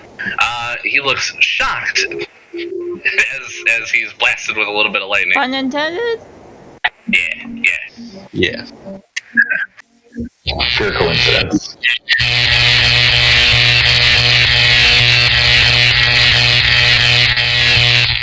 Ooh, that's long. That's a long beard, his beard sizzles and smokes a little bit and looks a little bit frayed at the end. Alright. Zillin, is that you? Yep, that's gonna be me for this turn. Alright, Padre Chaos, followed by Caecilius and then Kaka. Padre! Oh, you coming to pick on the little guy, huh? I'm going on Deadeye. He's not yet bloodied, correct? Correct. Alright. Yeah. So my staff, by the way, is like, it doesn't exactly look like a weapon. It looks really like somebody's cane. And I got a 20 to hit with my booming blade. Ooh, nice, that is a hit. Actually, is it too late to do flame blade instead? That's fine. Cool. Alright, so I'm gonna do primary on this guy and the secondary. Do we have any wounded? We don't have any. Secondary on this guy. I don't think so. No, let's do this guy. So primary, secondary. Alright. Padre strikes Deadeye, and an arc of fire shoots from him to the bandit behind him.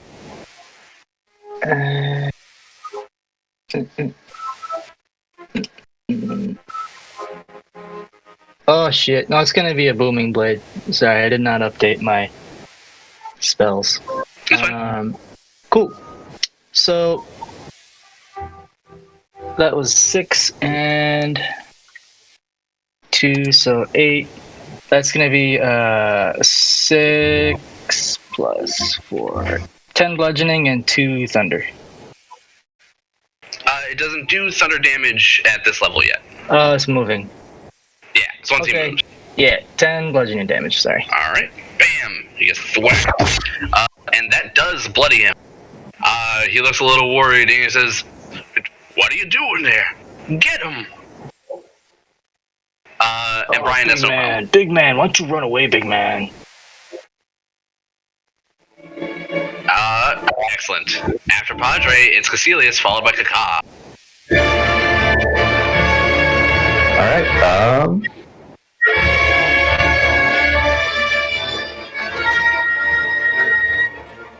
yeah, I'm gonna try and put him down. I will use my shield to invoke a spell and cast Hunter's Mark not Hunter's Mark, Hex on Deadeye here, hexing his strength. strength. And then I will attack him with my sword.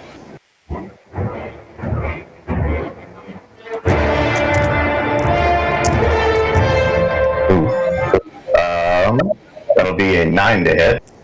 I will action surge. Okay. And crit him on that action surge. That's what I'm talking about. Boom.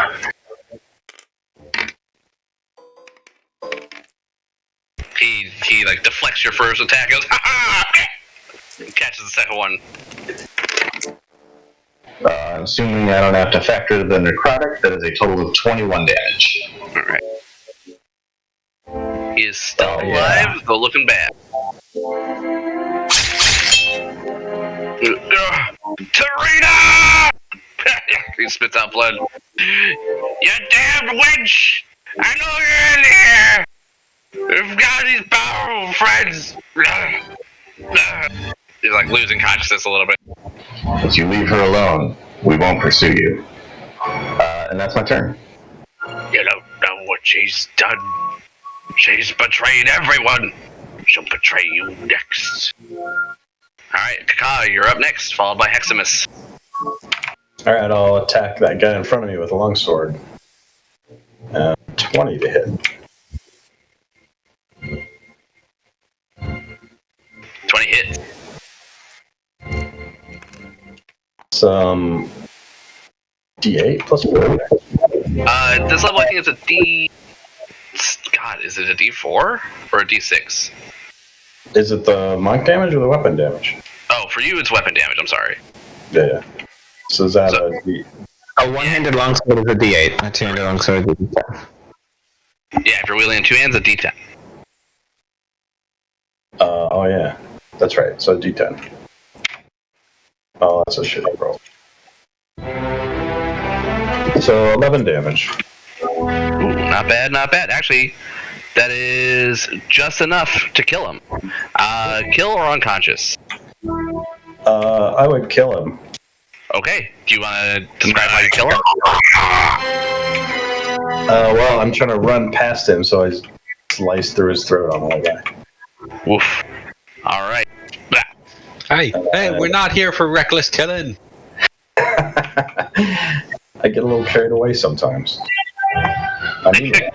The Kaka laughs like openly and says that. That's Actually, that was a pretty precise killing, man. I've seen a lot of killings. That was fucking good. So, question, can you stand over like an unconscious guy or take that space? Yes. Oh, you can? Mm-hmm. Down the screen. And then spend a key point and flurry of blows. 2 attacks at him. Okay, into Deadeye? Yeah. Excellent. Yeah, 20 to hit. Oh, yeah. 17 to hit. 17 also hits. Okay. This is D plus 4.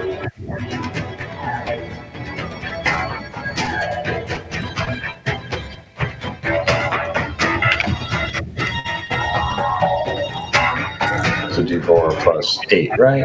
So 11. 11 between the two? Slashing. Slashing? Yeah, but between both of them. 11 total. All right. Kill him or unconscious. Seeing that people complained, I will knock him unconscious. All right. You rake him across the face and take out his other eye and blind him.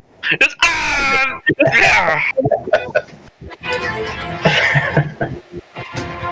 That sounds great. That was much more merciful. But...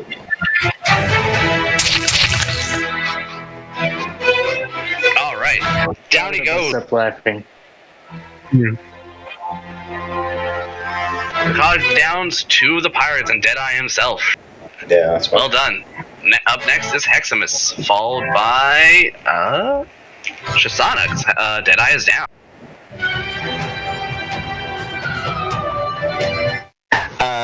Okay, so Heximus at this point will look to the now leaderless sailors and kind of step up onto this table to get a little bit more prominence.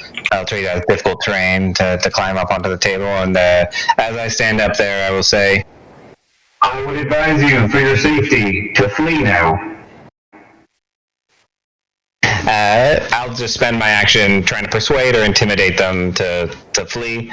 I can take a check for it if you like. Yeah, give me an intimidate. Pretty good at these. Ooh, a natural 20 will help too. That's a 23 total. Ooh, all right. With that, you would see the two guys in the back who aren't in melee to just like look to each other, nod, and then say, "We'll get you one day. We'll remember this," and then they run out. Very nice. Heximus will look to the ones who haven't fled and will say, You realize this means death. and then as a bonus action, I will cause a blade of pure shadow to spring forth in my hand, and I will end my turn. All right. They look like they're starting to sweat as they see some of their companions just straight up leave. We're at top of the order now with Shisana.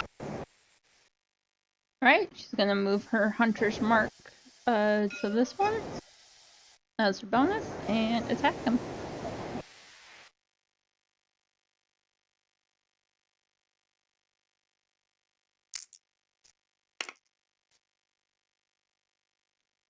Will be a 15 to hit. That's a hit. This guy's just wearing leather armor.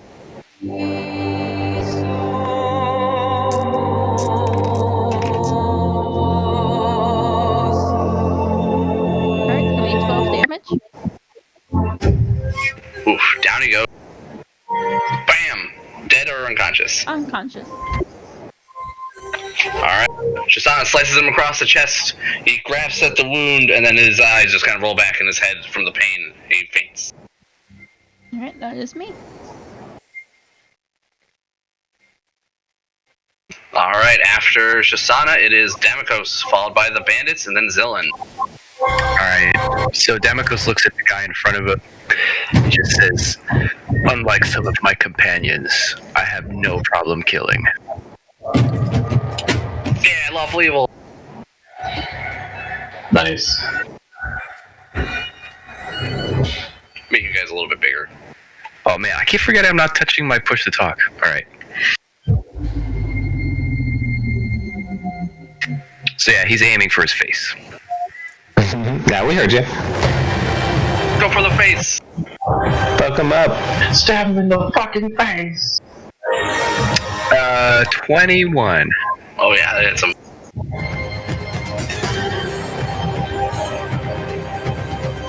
Ooh, 14 damage. Oh. Down he goes. Dead? Yeah. Do you want to describe it? What kind of weapon are you using? So it's the Eldritch Blast. I don't know if that's an attack of opportunity though, since I was so close to him. It's actually an attack with disadvantage, unless you want to provoke. Okay, let me roll again then. You can keep the damage roll if you hit. Oh, I missed. No. All right, he imposes himself. Okay. Do you have a melee weapon? Yeah, I do. I guess I could just attack with that instead. Okay, so then would I use the first attack then? Yeah, that'd be fine, but then you have to re-roll your damage dice. Yeah, reroll my damage stat. That's fine. Yeah, the plus the hit should be the same between you It should be just 1d4 plus 2 if it's a dagger, or a d6 plus 2 if it's your scimitar, I guess.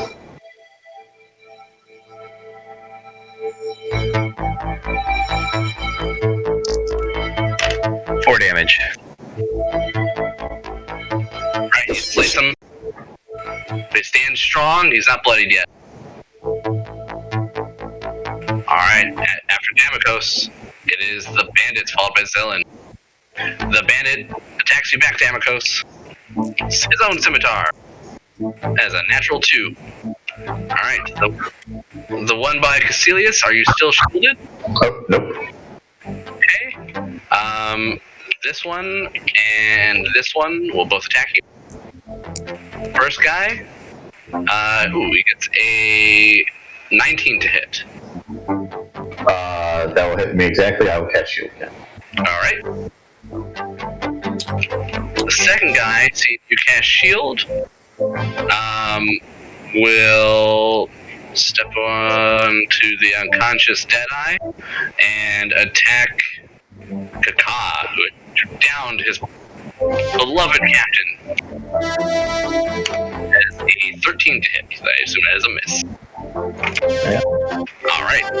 And Shisana, this guy moves up past and attacks you along the way.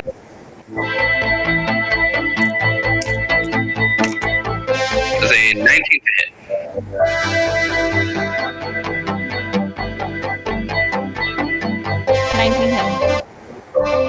19, so that'll be 4 slashing damage as he slices you with his scimitar as he moves past. Alright, after them, it's Zillin, followed by Padre. Alright, well, Hector's the only one I know, so I will attack this bandit up here, who's also got stabbed once, with another lightning attack from my hand.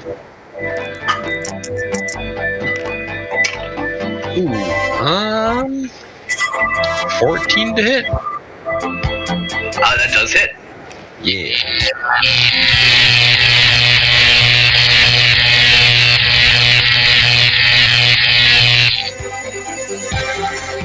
He will take 14 damage. Oh, he's dead. He's dead. You killed him. Hey, I thought you said we didn't need to kill these guys.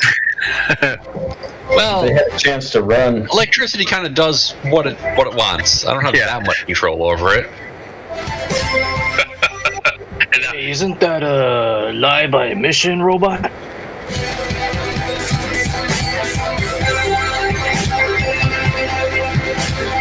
Dylan, is that your turn?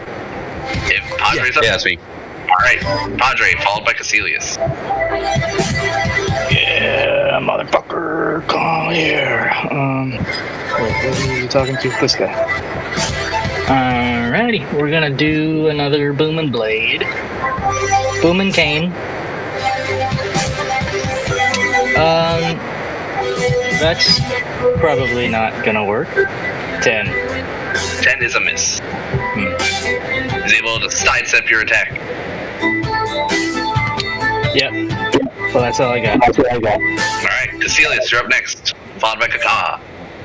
I will move my hex to that bandit and attack him.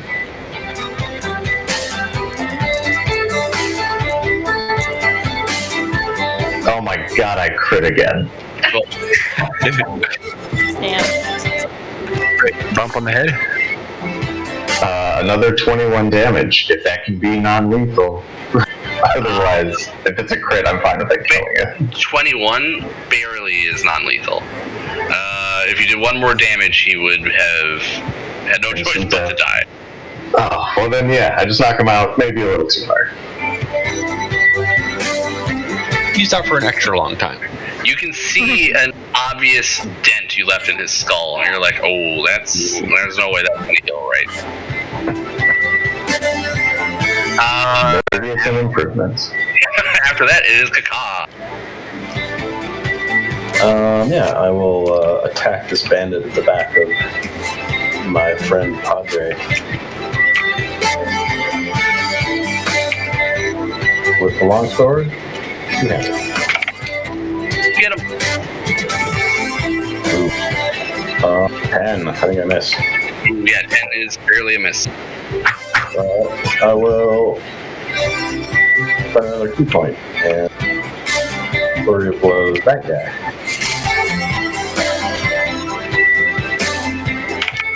Kick his ass. 18 to hit. Oh yeah, I got some. Second one.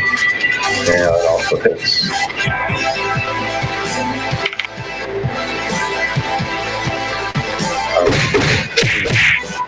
Total damage, slashing. How much? 13. Ooh, dead or unconscious? Dead. He had a chance to leave. protecting my friends is a good act. And goddamn, get out when they're dead. A lot more death. They're evil men. At least that's what Tarina said. So that's exactly right. All right, excellent. Kaka, unless you want to move anywhere, there's only one bandit left, and he's not liking his odds. He'll see all of you kind of standing around, and we'll have Heximus. You're up next. I just move up adjacent to him. Ooh, yeah. He's sweating. Okay. Heximus has his Shadow Blade out and is going to cast Booming Blade as I give him a stab with my shadowy Psychic Blade and get a critical miss. And that's not what you want. That'll be it for Heximus, who's going to pass his turn. Like a cornered animal, he fights on and dodges out of the way. Shasana, you're up next. Alright, I'll bounce my mark to him.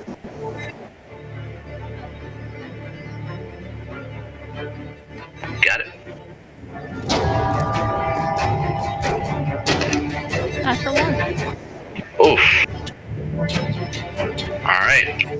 After Shasana, he ducks. There's a 2 natural ones in him. Yep. Oh wow. Back to back, no less. Alright, it is Damokos' turn.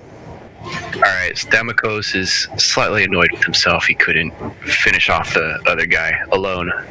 So he turns to this other one and casts another Eldritch Blast right at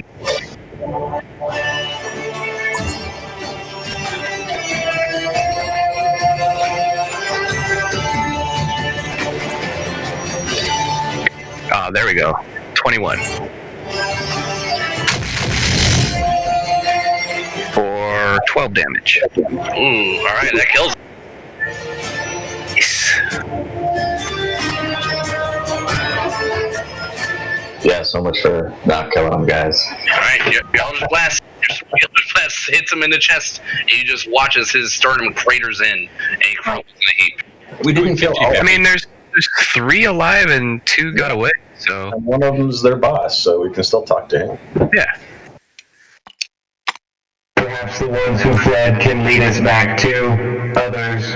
They seem like miscreants. It would be best to purge the city of all of them. That would take you more years than any of us have got. Tarina would... Quite well for this work. I am quite enjoying it. Well fought. I like those smoky lasers, Damokos. Tarina would peek her head down, and she'd say, did he say, killing the rest of them? Yeah, actually, that would be best. You let some of them escape, right? Yeah, go find them at the dock. Kill them all, please. Otherwise, they're just gonna come back, and again, I'm no good to anybody dead. Madam, I believe we have achieved your safety. First, there is the matter of our payment. Well, alright, but I suggest you go down there and take care of it. They'll be fine. You'll find them at the Uncivil Serpent. What's in it for us, huh?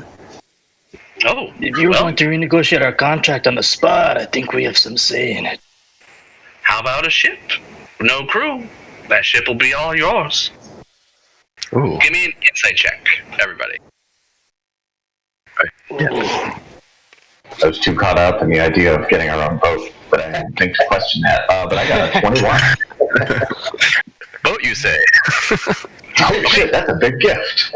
You know the laws of Baldur's Gate that would work well. Or that you can lawfully do what she's saying. You can just take the boat.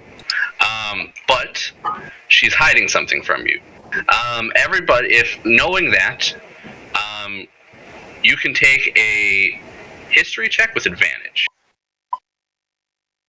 And that would be, who passed that? I got a 21. Anyone who got a 15 or higher can give me history checks. With advantage? With advantage. I'm starting to fail my history. I got a 17 on that. Okay.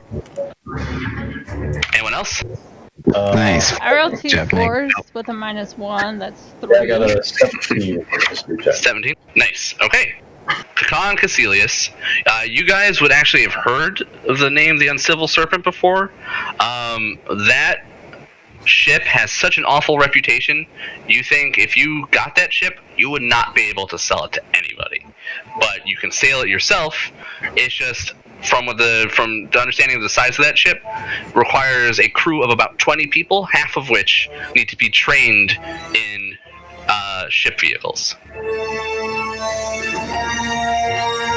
I like it. It doesn't seem worth our time. I don't know. Let's get the information we need and be on our way. But there's probably treasure there. Domiko's like, come on now. Boat sounds pretty good. The value. My eyes glitter a little bit. Okay. So she gives you the promise of that there's loot there. And we would be Shitty boat, okay? we would be ridding the city and the seas of some pretty scummy pirates. Yeah, but do you even know? Like, did these pirates fall into their? Was it in the family? Do they even have a choice? You're making all these decisions for them. We can go find It's out. not right. I haven't made any decisions for them. Regardless, I say we get our information first, and then we decide what to do from there. Yeah, let's start with the information, lady. What's going on? Yeah, I mean, prove that you make your payments before you promise us a ship. It's all right. Very well. And by the way, before you go, make sure you loot these rabble and get a little bit something for yourselves. As for that information, come on upstairs. And she leads you back upstairs for anyone who would follow her, and if anyone wants to stay behind and loot these guys, now is a good opportunity. Definitely. Yeah, I would search the bodies. Domikos doesn't want to touch any of them, but he's looking to see if they might have something. If you're here to stake your claim of the loot. Always looking for little trinkets and things. Okay. I thought I was gonna search.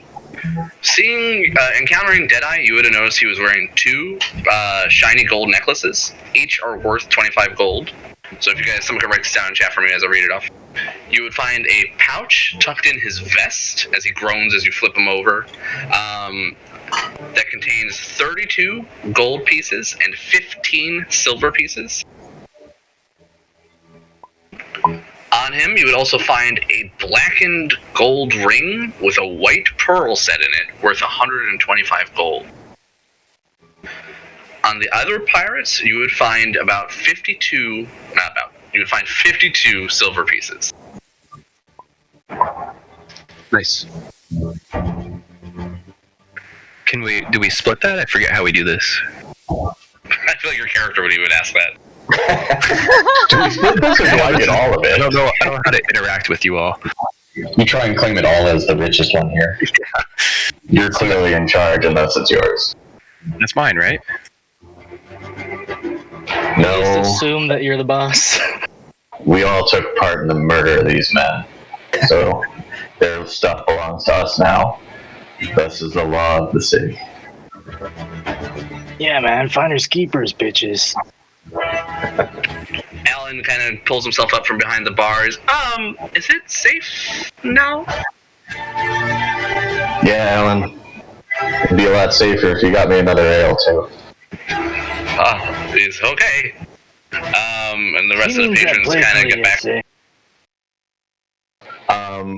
Question. Can we just treat this over as, and gold, just kind of lump it together, and then can we liquidate the necklaces? Yeah, that's fine. I would say, I don't think any of you guys have enough to liquidate the ring, yet, but even then, I'm not gonna hassle it. So if you guys want to, break it down, that's fine. I mean, I would probably have some easy connection. Yeah, and you guys can go to a shop, and you'll have plenty of time to do it later. So Okay. I'm not gonna nitpick about it. Feel free to just distribute it evenly. Sweet. That works. Alright, you on the map, Nick? Yes. How many of us are there? 7? Aye. That is an ugly number. It 7 is. pockets to feed.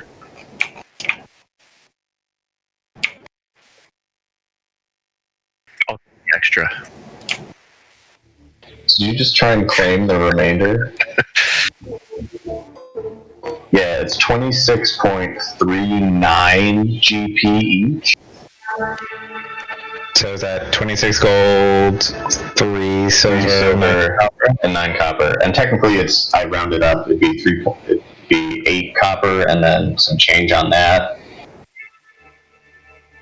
But I figured a fraction of a copper didn't matter too much.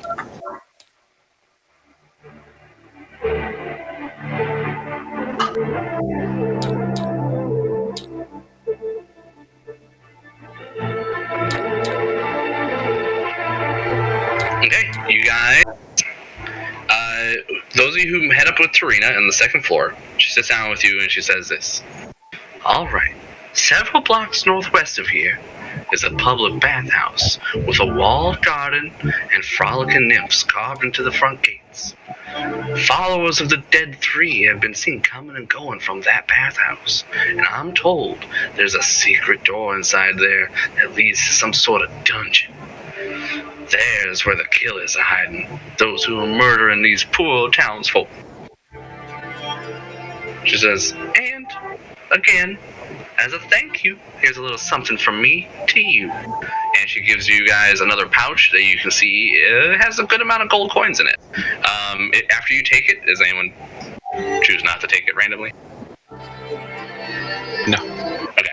So you guys grab it and count. So you guys have an extra pouch if you want it for those of you who are counting that stuff. But also 35 gold pieces. That would be 5 each.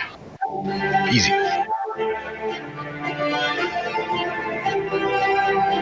She says, and don't forget, I'd really appreciate it if you went to the docks and took care of the rest of these men. They ain't gonna forget that you killed the captain. It's gonna be trouble for you too.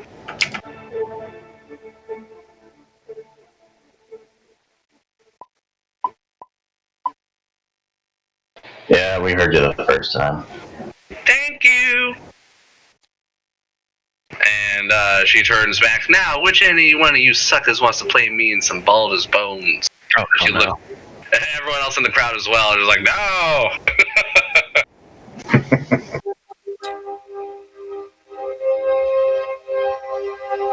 Okay. So, where should we go?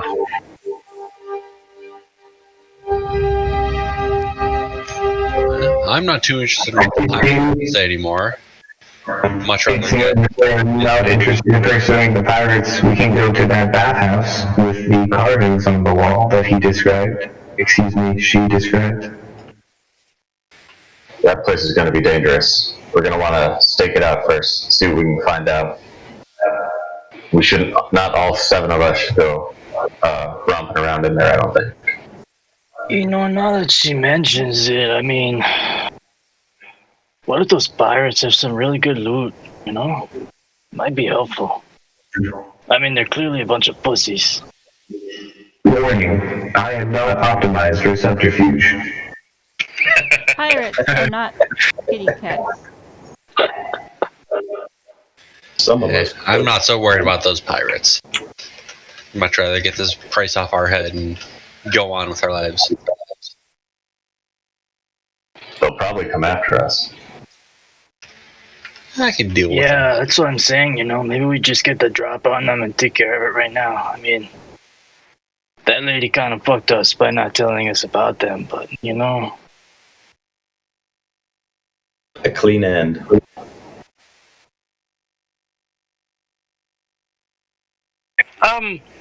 By the way, if before you go adventuring and killing more people, I'd really appreciate if you hauled those carcasses out onto the street. And you would be welcome to stay here. Maybe take a short rest. I can give you all free drinks and food. This is Alan talking to you. Drink sounds good. You don't just bury them out back anymore? Yes. Brought my own shovel. No, not anymore. And I thought those ones were dead, but they look like they're still squirming. What about them? And he kind of like motions to Deadeye. Throw them in prison. Well, it seems like Tarina's problem. Just give them to Tarina. Let her deal with them as she wishes. We can turn these into local members of the Flaming Watch. They should not be hard to find. Okay, so it seems like there's a little split. Either give them to Tarina or turn them into the Watch. I don't think Torino would take them. She was paying us to take care of them. Yeah. I believe she would likely kill this man. True. Oh, definitely. I'll say Almost immediately. She upstairs. She goes, "You all right?" The Flaming Fist are everywhere these days. Damakos is indifferent to what you guys want to do with them. Caecilius will put his sword and shield away, and now that we search them, start dragging bodies out. Unconscious ones will be dragged out the front, dead ones will go out the back. Yeah, that works. No, not through the kitchen, please. Do those doors open? The windows? No, the windows. Like over there. I mean, you really want me to drag a bunch of corpses out through the front door? Alright. He hesitates and he says, "Fine, through the kitchen. Don't worry. Please call the guard, or you know what? Boy, could you please?"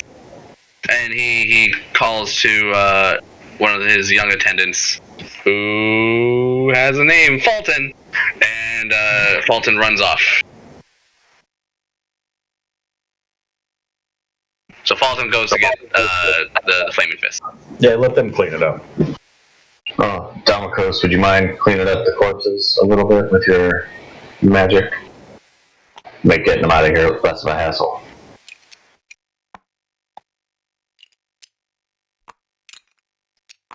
I have prestidigitation as well to clean up anyone, including myself, who handled the corpses. And at the end of it all, I would ask the group.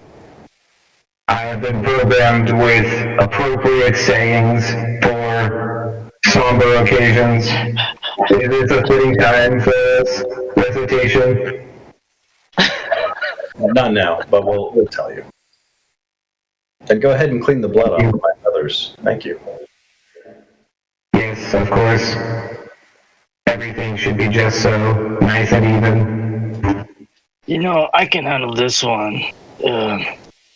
Dearly beloved, ashes to ashes, dust to dust. We kill these fuckers without a fuss. Amen. Amen. Everybody gets their inspiration. But very apt. Inspiration, everybody.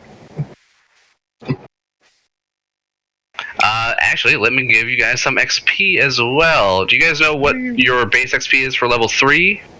900. Excellent. Damn. That's what I'm talking about. We some nerds up in here. I'm just glad I thought it was 900 without looking, and then you guys confirmed it, so that was nice. Yeah, you get first place. Encyclopedic memory of the shit, Nick. No, we always start at level 3, usually. So. Yeah, I mean, just give everyone a subclass, for fuck's sake.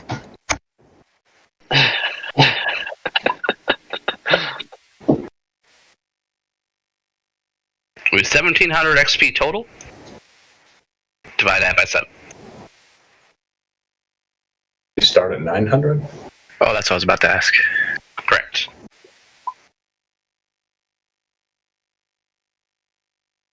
So it's 566. Nope, that is not. Sorry, I had a dyslexic moment. It's 243. I divided by 3.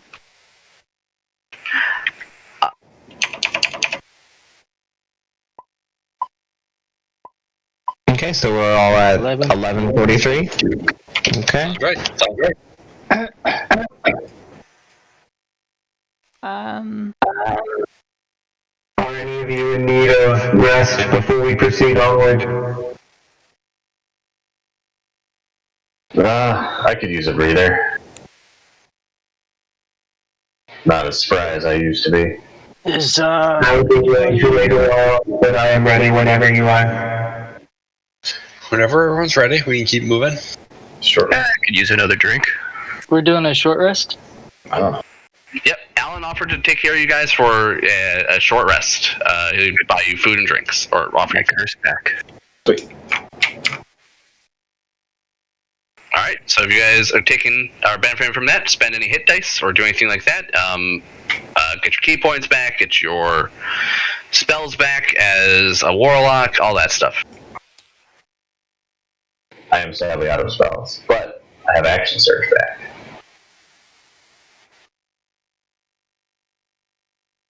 Did you get hit? Me? Yeah. Yeah. Did you get second wind too, right? Yeah, but then I would be out of everything. But Like if we didn't short rest. Oh yeah, no, I totally do that. Okay, cool. I'm like, heal it. Save your hit dice. So have we decided that we're going to finish them off? Is that what we're doing? No, I don't think we care about that. We're going to the bathhouse, I think, was the idea. Okay. But we do need to formulate a plan. Well, I was just thinking, maybe someone can go in there first as a patron, or to use the bathhouse, scope it out. Someone like you, perhaps. Well, Yeah. I mean, me or anybody, yeah. I am kind of a dirty bird. I mean, I like to be clean. Yeah, at this point, it would be about 8 in the afternoon or evening. I also can cast invisibility on someone if they want to go in with us and then be invisible and look around. I mean, it's a bathhouse, it's a public place. We could all go in, right? But to look at shade stuff, I don't know. Yeah, someone could scope around, sneak. So if anyone's particularly good at that, any of you scoundrels. The intel we got was that they suspect that there is a hidden door or hidden something somewhere in there that connects. So yeah, we will have to get in there eventually and scope about. But yeah, it should be open to the public, like Kakal was saying. Yeah, I'm happy to be sneaky. Anyone? Okay, yeah, since we're talking about that, I'm fine with having Kakal and Damkos go together if you guys wanted to go not stealthily at first and just scope it out. Sure. Yeah, go with that. Sure. Yep, fine by me. Okay, and so the rest of us, I guess, can just scope out more or less, post up more or less outside so that we can see the exterior gate of the bathhouse. So you see that there's a courtyard and the building itself. The courtyard has an access of one door that doesn't look like it is locked. You can see that there are people inside and there's some traffic going on. Well, does anyone have good investigation that wants? Because mine is bad. All right, I'll come with you guys. Yeah, I can investigate if you guys need. You could be invisible. No, because I'm loud, so that would just be awkward.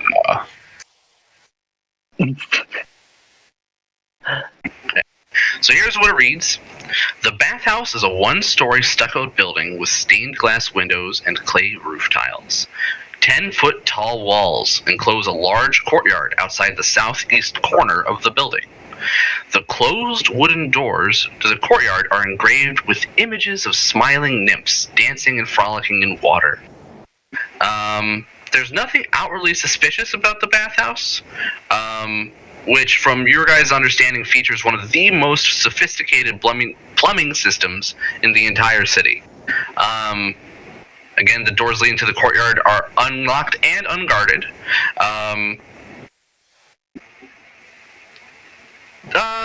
Would any of you have ever been here? Well, I was gonna ask, where in the city is it? Is it still in the lower city? It's just on the other side of the walls in the lower city still. If it's really fancy, if it's really upscale, maybe Damakos would have gone there. Okay. If you want to say you went there, that's totally fine. You would actually find it suspicious. One probably paid for. Well, Damocles, this is where, actually I think this is a good opportunity. This is where you actually met the person that tried to work with you to set up the coup. bastard. Head on straight. Yeah, I know that we're discussing a little bit out of character. I'm happy to switch in character discussion, but if we're trying to be low key, walking into a public bathhouse with arms and armor and everything is certainly not the way to go about that either. That was part of the reason I was originally staying out, but we can also disrobe once we enter. Yeah, my suggestion was only have, again, out of character, so one has good investigation, but... Yeah, I mean, I can go with good investigation, but I'm also basically permanently encased in my armor, so... It's fine. You might rust. Same. I have a gaggle of children outside. Apologize for the background noise. I have a good insight and perception, and I'm a very small, unassuming, so I could be a good sidekick for somebody who's more investigative. Yeah, same. Yeah, I'm not Damocos, an investigator. come on, Padre. You will come with us. Kaka as well. Yeah. These are my bird companions. They are my servants. Hey, Very we're high gonna class. go get our beaks wet, honestly. Nice, that was a good one. You have friends in high Who's all waiting outside with Heximus? It's that group of four right there. Zillin, I'd be outside, yeah. Cillian, and Shisana are waiting outside with Hexam. Oh, I'm gonna bring my cane though, which is my weapon, my club, because it looks like a cane. All right, everybody, please blindfold yourselves while I make a transition to a map real fast and cover some stuff. While blindfolded, I'm gonna get a drink. Likewise. Oh, sorry, I meant it's not a club; it's a staff, of course.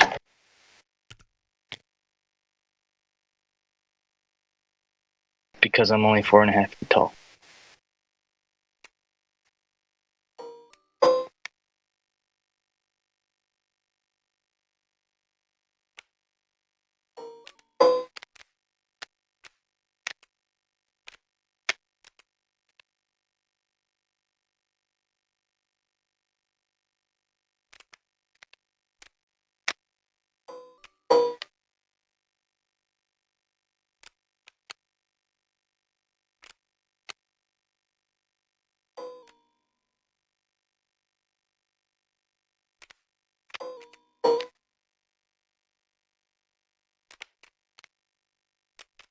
I'm back. Blindfold yourself. I blindfolded myself before I left. Ooh. Told me. I was the second person to blindfold myself. I think. Ashley beat me to it.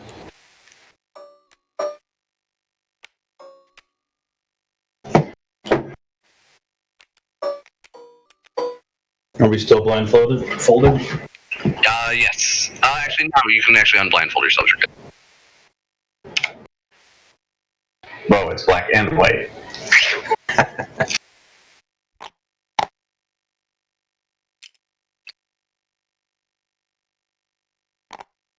Oh yeah, I remember this.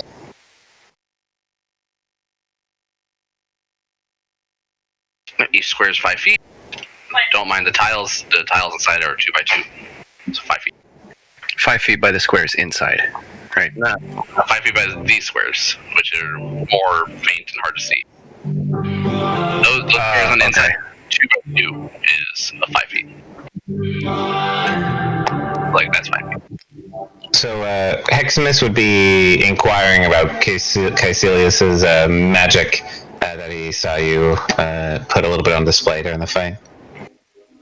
Just probing you about the source of your magic and stuff, just learning a little bit about who taught you and what you can do. I would tell you that An Eladrin lord who had been living in the city taught me this magic after I saved him from a night of harassment by some locals. That's also how I met Shasana. I'm supposed to be teaching her about the prime material, but she is a difficult student. I am learning. Yeah, you're definitely learning. And just kind of keep nodding.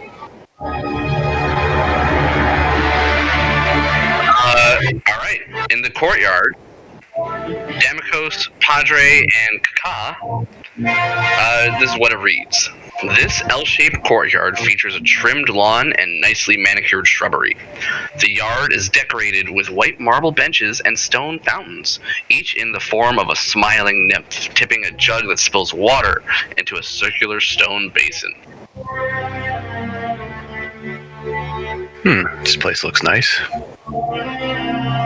Yeah. We don't see any people. You don't see any people outside. You can see that there are people inside, though. Damikos will just look to the others. Shall we?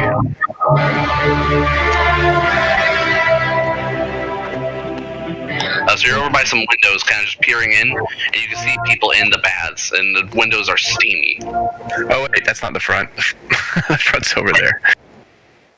This is the front door.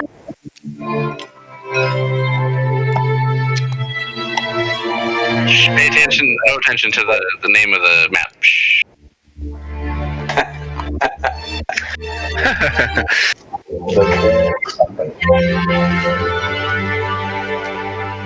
I got you, buddy. Okay, so Damikos will just kind of look around. Looks kind of nice. Door looks clean. He'll go ahead and touch the door and open it. Okay.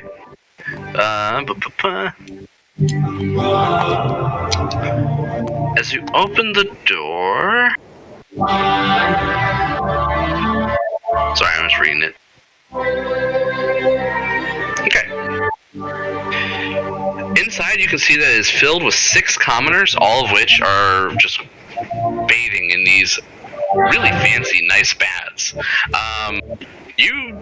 Your time here, when you come here, you remember this is one of the best baths you've ever had. The place smells fragrant and beautiful. And here's what it reads. The walls of this 20-foot high pillared chamber are adorned with frescoes of bathing royalty.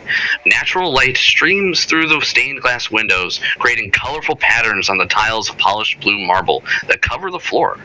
3 shallow sunken pools contain scintillating perfume-scented water. White marble benches bearing stacks of dry towels are situated near the pools, each of which comes equipped with a pair of brass faucets. Your time here, you know that the faucets, one controls warm and one controls cold water, that come from the pipes that run underneath the floor. Okay. You also know that these are 2 massage rooms. How many people are in here? 6. Okay. Are there any... I can tell who's working? Like, is there someone I can talk to? It does not look like there's anybody here to talk to. You know that there's usually masseuses working in the massage room. Okay.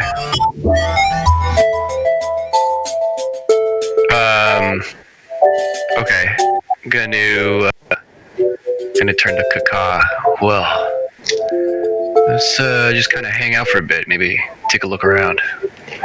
Maybe possibly go into one of the rooms here. Okay.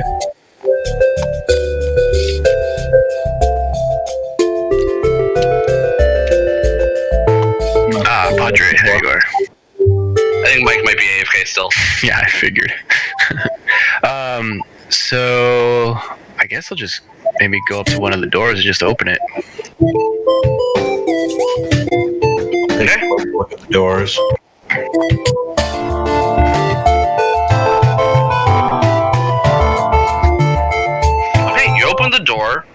and there's an androgynous person, just kind of standing there.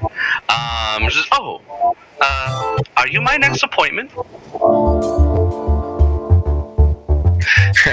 Damocos, without kind of blinking or anything, she's like, yes. Are you ready? Yes, my name is Jabaz. I'm here to help you make your muscles feel all nice. But I see that you have some friends behind you. They're going to have to stay outside. Oh, yes, that's fine. He turns to Kakao. Yeah, I'll just be, I'll be a little while. They just kind of wander away. Okay. What's in this room? Is that door open or closed? The bottom one, the doors are closed but not locked. Alright. I don't open it. I just stand here, looking awkward, not understanding what these non-bird people do. These look like big old bird bats. Scented bird bats. Yeah. Perfect for a bird. I start splashing some water around. The people in the baths that you jump into are just like, oh, come on. They like get up and leave and go to another tub, and they start to get crowded. Brian, the room that Damocos is in.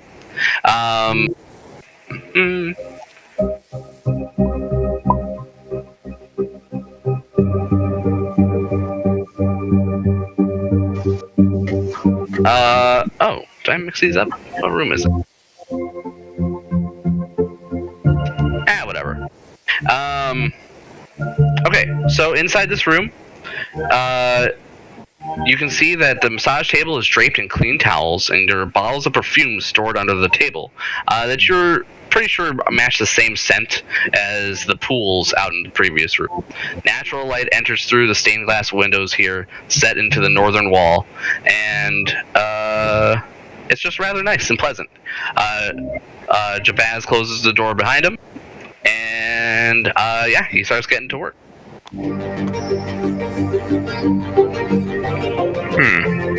Okay.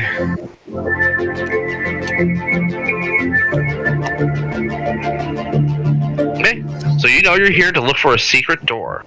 So you lay on the table. He asks you to undress. He says, "Just down to your skis." And then that's when he'll like, I understand you're a professional. I do require privacy. Do you suppose you could give me a few minutes? Sure, Jabaz will be outside, and just call me when you're ready. He kind of looks you up and down. All right, and just walks away. And then he heads out to the room ahead. He closes the door behind him. All right, I'm gonna take whatever time I have before he comes back to see if I can scout the room. Okay. Give me a perception check.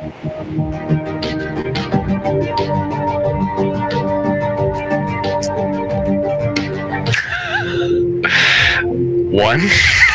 Okay. What would you be doing to try to find the secret door? Damocos has never had to search before, so he's just kind of looking at the ceiling. He starts looking at the ground. No, he's just like looking at the walls to see if there's any abnormalities. Maybe like he puts his hand up to feel if there's a breeze. Okay. About 5 minutes pass, and you're, hello? Are you ready for Jabaz yet? Is he just standing outside?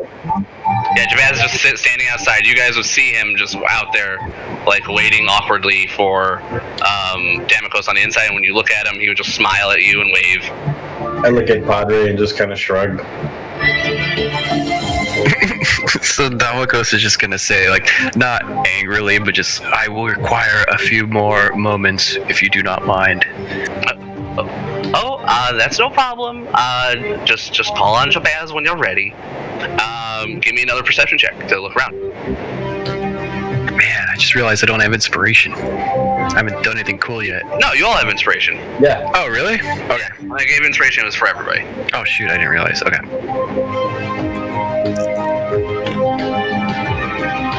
Ooh, and this was perception? Perception. Mhm. 12. Okay, you actually do find a piece of wall on the northern end that if you push on it hard enough, moves. Okay.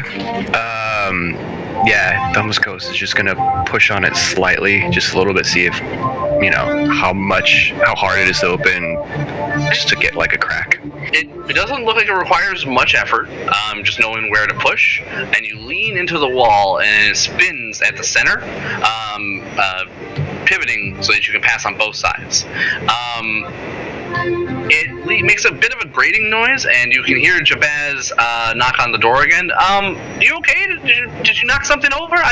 It's all right. I can clean it up. He'll say, yeah, I apologize. I did knock something over. I have it. I'll just be a moment. Thank you. Goodbye. Goodbye. Not goodbye. Like, thank you. No, that's perfect. Thank you. Continue. Move on. Nothing to see. As you enter the secret door, and you can see that there's a staircase descending down. As soon as you turn to the open door, you're greeted with the waft of just horrific stench that reminds you of sewers. Ugh. So basically, Damokos just he knows he's looking for a secret entrance. So as soon as he knows that, okay, this is it, he's going to come back out, close the door. Like, I'm not going to continue further down the steps. Okay. Okay, and then he's going to try and close the secret door without making any more noise, if that's possible. Probably not. Okay, outside, Padre, you and Kaka would see that Jabaz is starting to look nervous, and some of the other patrons nearby are starting to hear the scraping as well, and this like weird interaction that's been going on, and it's just gaining a bit of attention. But okay. Oh, sorry. Go ahead. Go on. Hey. God, we gotta splash louder, bro. Splash louder. You guys got to get into like a full-on water fight. I step up to him and I'm like, "Hey, do you know how to massage my kind?" Oh, Jabaz will look at you and say, actually, I've never. It's real easy. It's real easy, man. You just gotta get around the feathers, Get under them, because sometimes the things, they go in there and then they die, That's what when you see us with our beaks, that's what we're doing. We're just that. But you gotta save them though too, because sometimes they're delicious. The feathers? No, he was talking about like when he finds bugs under his feathers. Oh. Jabaz will look equally confused for a moment. He says, well, I have a patron inside, but I'd be happy to help you afterwards. Damokos is going to prestidigitate that area of the wall to try and clean up anything that may have been disturbed, if that's possible. I don't know if prestidigitate can do that. Yeah, that's fine. To make it look like, okay, nothing's been disturbed. Yeah. You try to make it look as clean as possible, and you shut the door behind you. You can kind of hear the interaction between Jabaz and your party outside, though you can't really hear distinctly what they're saying. You just hear that they are interacting with each other. Okay. So I'm gonna be pretending to like demonstrate how you do what I'm telling the guy to do, so that I attract like more attention away from his room. I'm like escalating as the noise goes. Well, at this point, Damokos is done, and he actually wants his massage, so he's going to get undressed for the massage. Okay. Okay, now I'm ready. As Jabaz is about to interact more with Kaka and Padre, he goes, it looks like he's ready. Just wait here, and when he's done, Jabaz can take care of you too. He heads on inside. He goes, hi, my name is Jabaz. I already said that, I know, but please lay down. Let me take care of you. I'll get those kinks right out of you. Oh, yeah, that's wonderful. Padre, that was a close one. I say in Aarakocra. an Aarakocra. Okay, no, that's okay. Fucking squawk at each other. Yeah. Yeah, good job, bro. Okay, would you guys do anything else, or would you just kind of quietly accept your massage? Yeah, I'm not looking to do anything else. I'm just kind of playing it cool so it doesn't rouse suspicion if I just leave. Okay.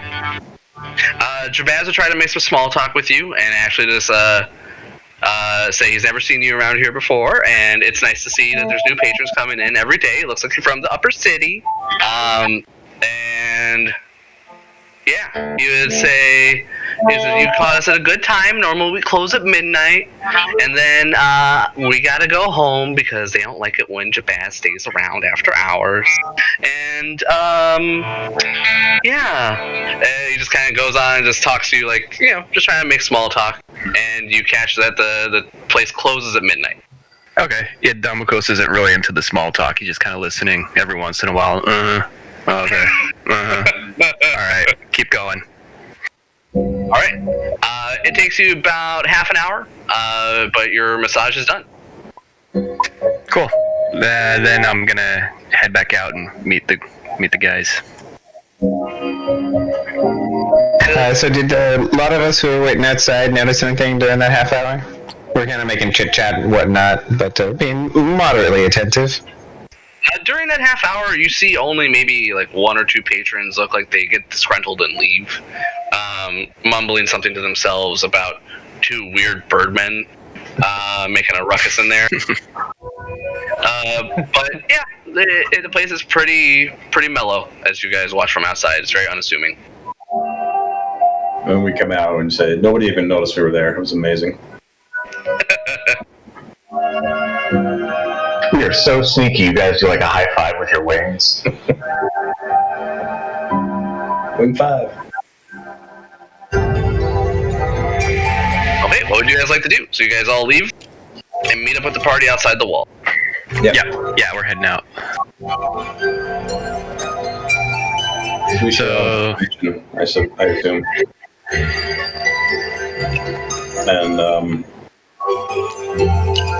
And I ask, so should we try to break in after it closes? Seems like there'd be fewer people. Yeah, Damokos will just say, after midnight, it sounds like they're all closed up and it doesn't sound like anyone's going to be in there. And there is a door in one of the rooms.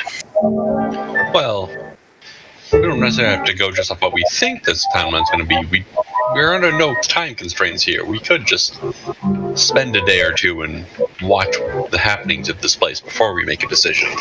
I agree with Zoe. I think that's a good idea. We should get as much information as we can. See if we can get a read on what they got going on down there, maybe how many of them there are.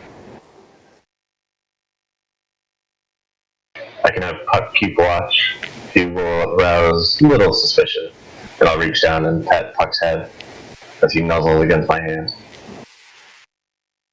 Captain Zode seemed impatient to me. I would be willing to observe if you like, but I suggest, if it seems manageable, that we take action on the first or perhaps second night.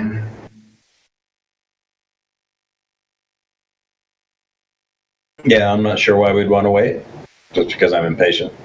But willing to go looking for other forms of information and items.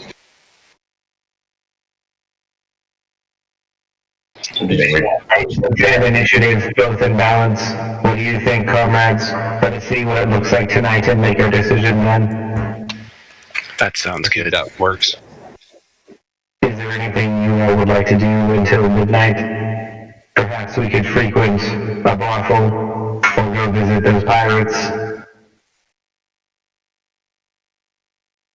Yeah, that was pretty stressful. I would think I would feel better just putting the beat down on some of those fools right now.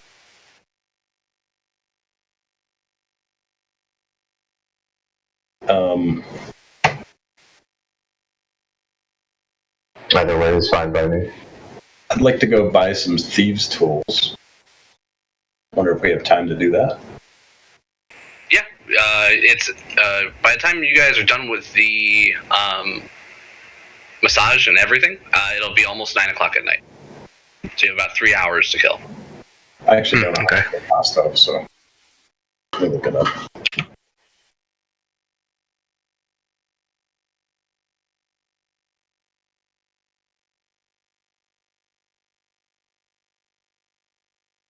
Alright, yeah, I don't have anything that I need to buy, so I'm okay.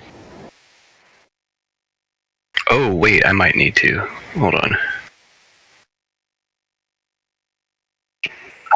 And you guys are welcome to extended rest if you guys want. You don't have to go exactly at midnight. That would be my personal vote. Meta. Okay. Yeah, that's right. I'm ready whenever. Can I go into town and buy something? Yeah, you guys are welcome to go buy whatever you want before midnight. I'm just gonna buy a shield real quick. Good idea. How much are thieves' tools? Does anybody know? They were... Oh, no, I don't. I can look it up, though. Is it in the player's handbook? Yes. Should be. I've got it right here in my hand. It's 25 gold pieces. Nice. Sweet. So yeah, that's what I'd be after. And then whatever. You would, if you'd spent any amount of time in Baldur's Gate, you'd know that the guild has a complete monopoly on like any crime that happens in the city, and so even stealing without being a member of the guild will find you getting beat down. They are like the mafia here in Baldur's Gate. I have a background that includes at least acquaintance with them. Nice. You might, there's like a couple guild kingpin personalities that come in the module then that you might have like a report up to.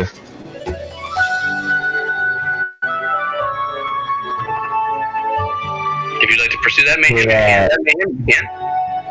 Yeah, a lot of them correspond to like neighborhoods, especially. So if you have like a neighborhood that appeals to you, there's like one little Kalimshan that's like outside the walls, its own little walled fortress. There's a lot of cool ones.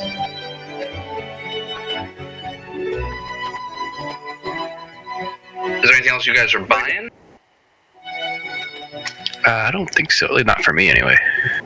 I'm not, but metagame, if any of you guys need a little bit of extra gold, I'm happy to share. Like, if you need something that's like 50 gold and you don't quite have enough yet. Oh, do you mind? I need 50 gold. I have 43. What do you need it for? Scale mail. Alright, that's fair. I'll give you 7 gold. Sweet. That must have been hard for you to ask one such as myself for money. That's right. I'm good for it. Adamikos always pays his debts. Your first name. Wow, not walking next to you anymore.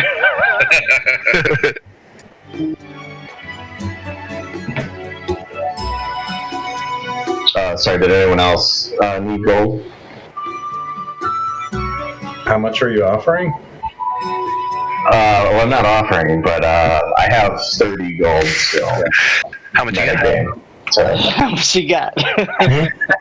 Because I do want to get a longbow, but the thieves' tools might be more useful for this thing. I have thieves' tools, and I'm you do? proficient with them. So. Okay, then I would get the borrow some and then get the longbow instead.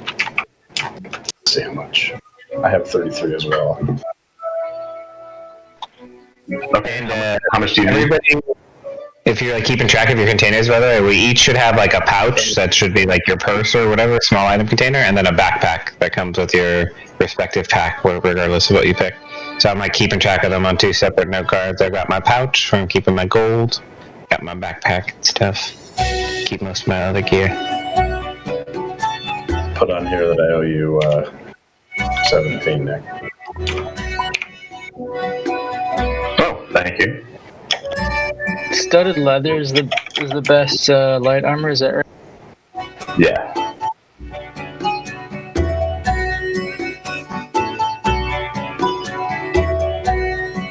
I'm gonna get me some of that. Is my current leather armor worth anything? Does it have any resale value? No, mundane equipment that's used generally does not.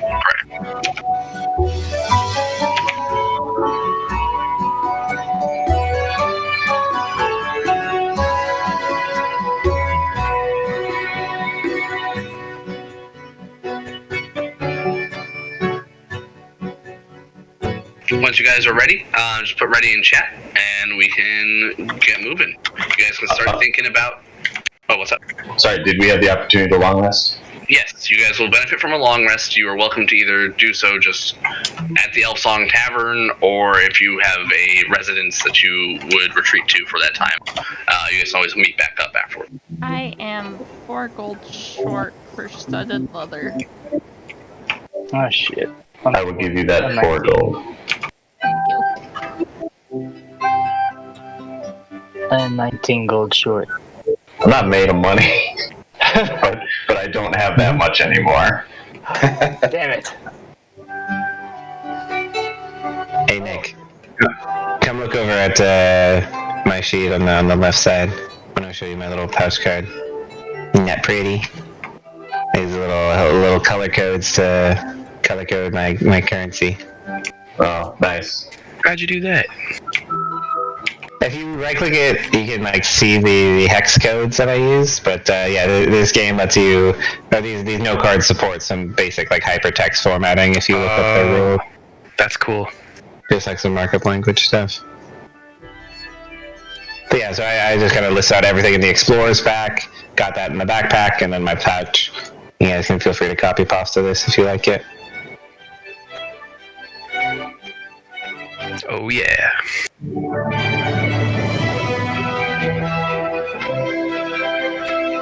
I'm gonna go pee real quick.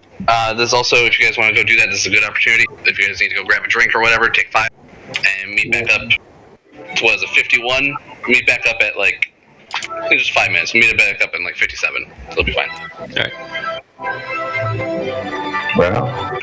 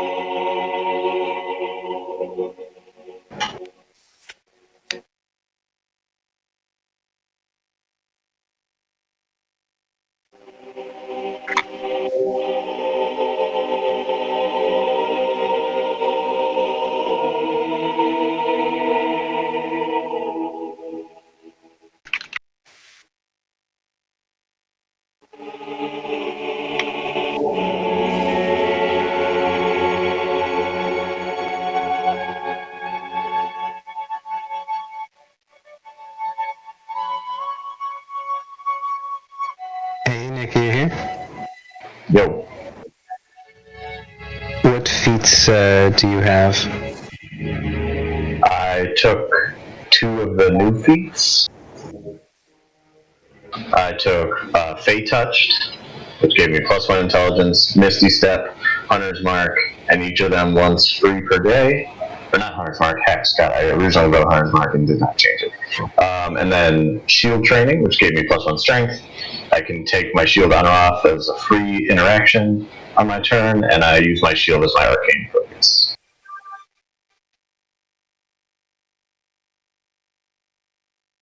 So you can get access to an arcane focus as an Eldritch Knight with that. That's very neat. Yeah, I thought so too. Especially because Hex needs a material component, but I don't think any of my other spells do yet. Except Booming Blade, which the material component is the weapon, so yeah. Yeah, right. Of course, one of those. But yeah, very cool. So your Fey Touch gives you a half stat, you said, and then Yes. It gives you hex that is a once a day, and so you can concentrate it and keep recasting it for like what? Is it a concentration hour? Yeah. And it gives you Misty Step once per day, but it also explicitly lets you cast each of them with your normal spell slots as well. So I'm an Eldritch Knight that will have Hex and Misty Step. So they're just gonna. Huh? Okay, that's very cool.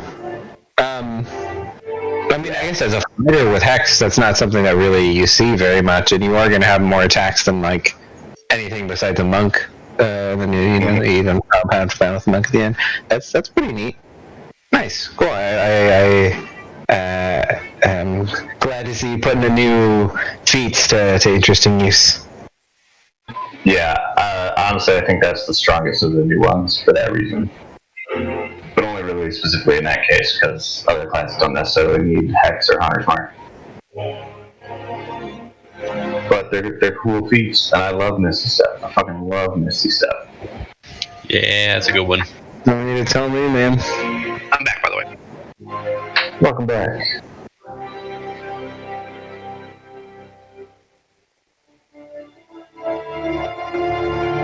Yeah, but I really like this build. It's as tough a fighter as you can make because it's an Eldritch Knight, and then I hit decently hard because I can maintain Hex for most fights. And I'm assuming you're leaning into the shield thing since you got that feat, so you're never going to go two-hander. Yeah, I wasn't planning on it unless something amazing drops that no one else can use. Use a flying animated shield as your spell focus. GG. That is dope as fuck.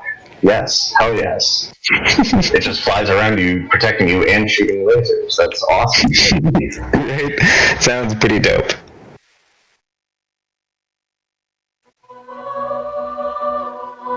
Plus, you have Freeing you up to get the full art mastery feat and then like wield a glaive or whatever, or just however you'd want to do it. Get the great weapon mastery feat. Yeah, it's just nasty at that point.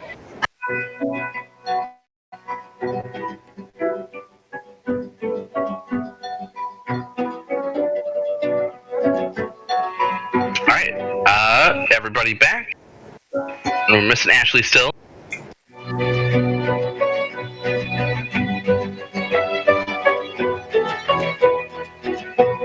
you guys rest the full 8 hours. We'll say you started at about 10 after your shopping. So I'll put this at 6 in the morning. Oh, do we have any idea what time the place would open? At this point, it would not be open. You would find out. I did not ask. Well, we could always go look now and see if it looks clear enough, or we could, I mean, if I was going to try to take it out, I would have just stayed here, somewhere nearby, just to watch. In a bush? Yeah, something like that. Do you not need to take an extended rest? I'm fine. Okay. I didn't do shit. I just shot some lightning out of my hands. I didn't do that. So that's fine. If both of you want to stay, you're welcome to do that as well. Yeah, I'll hang out and watch. Okay. So Zillin and Kaka will stay behind while everyone else goes and takes an extended rest, and comes back about 6 in the morning. The city is alive, but this place is closed. Alright, I guess we come find you guys and just inquire if anything strange happened overnight. Actually, I'm sorry. This place is just now starting to open. I misread. Ah, okay. Alright, so you would just barely miss your window to have it or your visit during the closed hours. If you guys wish, you have the whole day to spend in the city if you want. Otherwise, you can just wait until midnight. It's up to you guys. We could take it to those pirates, but I know you guys aren't very concerned about that. I think we can, yeah, actually we could wrap that up in time, right? Yeah, we have a whole day at this point, because we end up doing extended rest, I guess. So I guess that means we can do that in short rest with plenty of time before midnight. I'm down for that. Or either way, up to you guys. That would be my vote. Yeah, I'm not opposed to it. I mean, it's a boat. Did the 19 see anything? I didn't hear that part. No, you would. If you guys, I guess, what kind of inspecting would you do? If you stayed outside the walls, you wouldn't notice anything suspicious.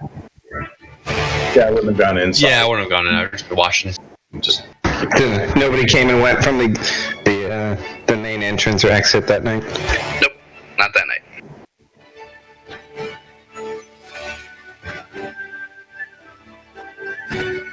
nothing I would have seen from above flying up and over. Nope, I'm double checking. So we can also do that tonight. We can stake out for like an hour or so to see if there's any activity before moving in. Good plan. Don't want to get caught by a guard changing or something. So were we playing till 7 or 8? 8, one more hour.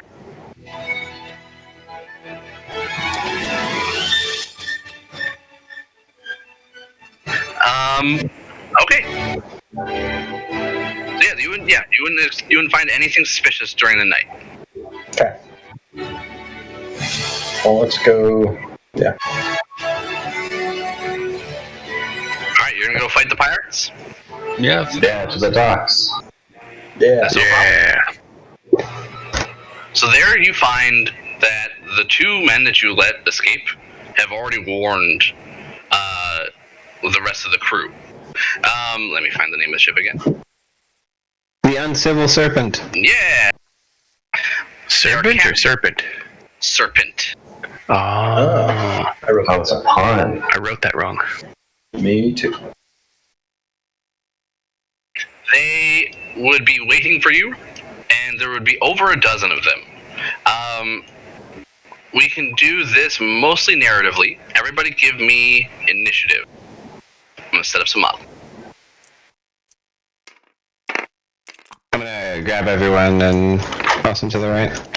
Oh no.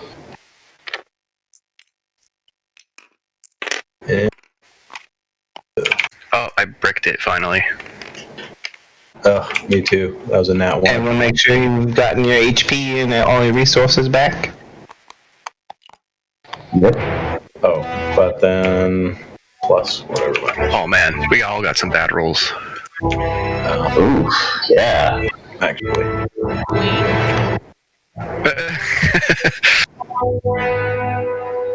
Most.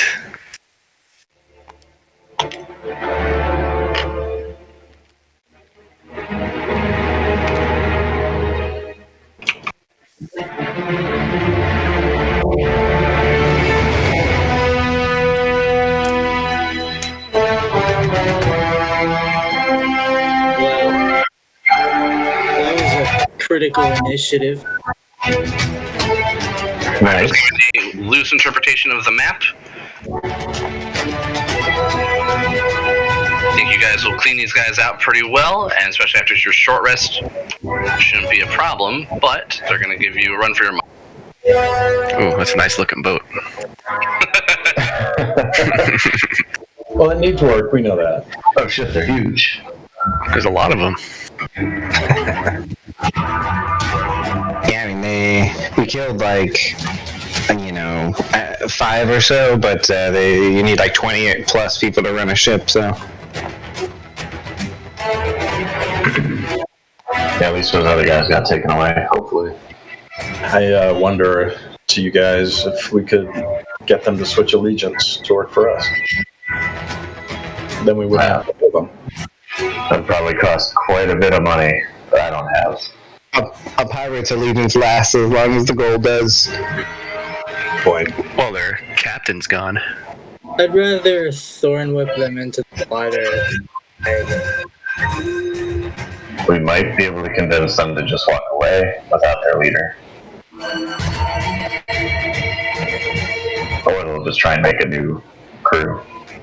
And it's a little late for that. Let's fuck them up. Yeah. Can't step all over my keyboard. Alright, let me get these guys on the initiative. One moment.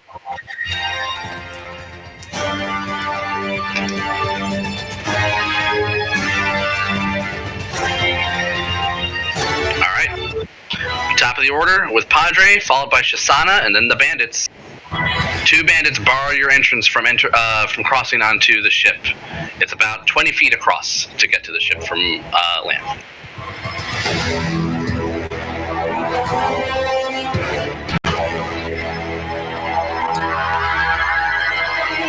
Can we see how they're armed? They're armed about the same as the ones who attacked you guys at the Elfsong Tavern. Scimitars and light crossbows. Okay. Are we gonna be, sorry, I got the rest used. Are we gonna be taking an extended rest after this, or we're straight to the thing? You guys took an extended rest. Yeah, right before this. Okay. Yeah, we won't be doing one after this, but we'll probably do a short rest after.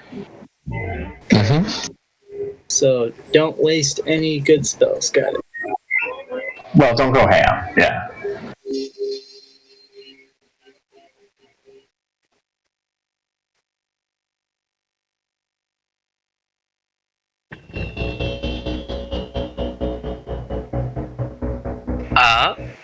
Mike?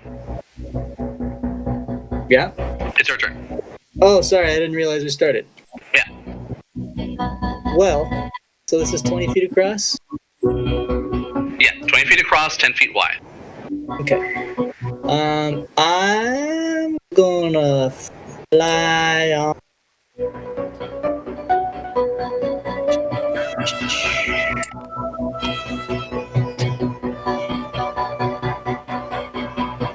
Oh, the fuck are the 25 across? Okay, so that's 10. Yeah, you know, I'll fly on over here. And I'm gonna Thorn Whip. So I'll do this bad boy. Nah, I'll do this guy. Clear a path. Yeah.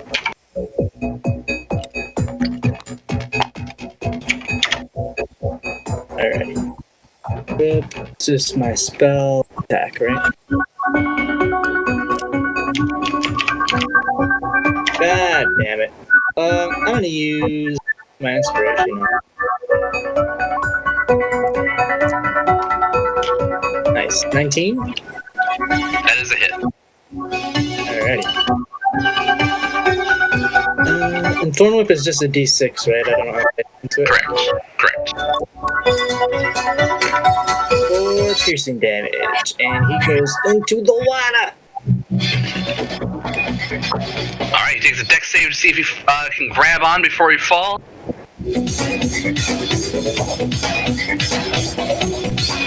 Ooh, natural 20. So he falls, but grabs on.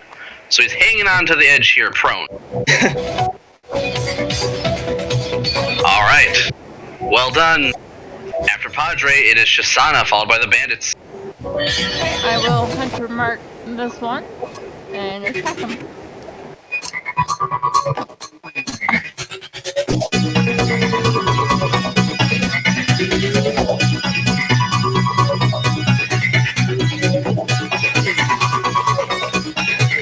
Natural 18.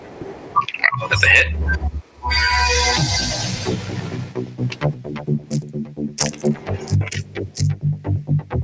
$12 damage. He is dead or unconscious? He's dead. They were told to kill him. Alright.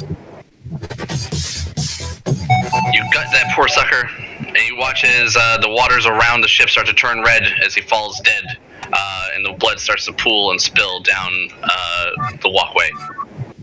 It is then the bandit. This poor sucker will pull himself up and rush to attack Shisana.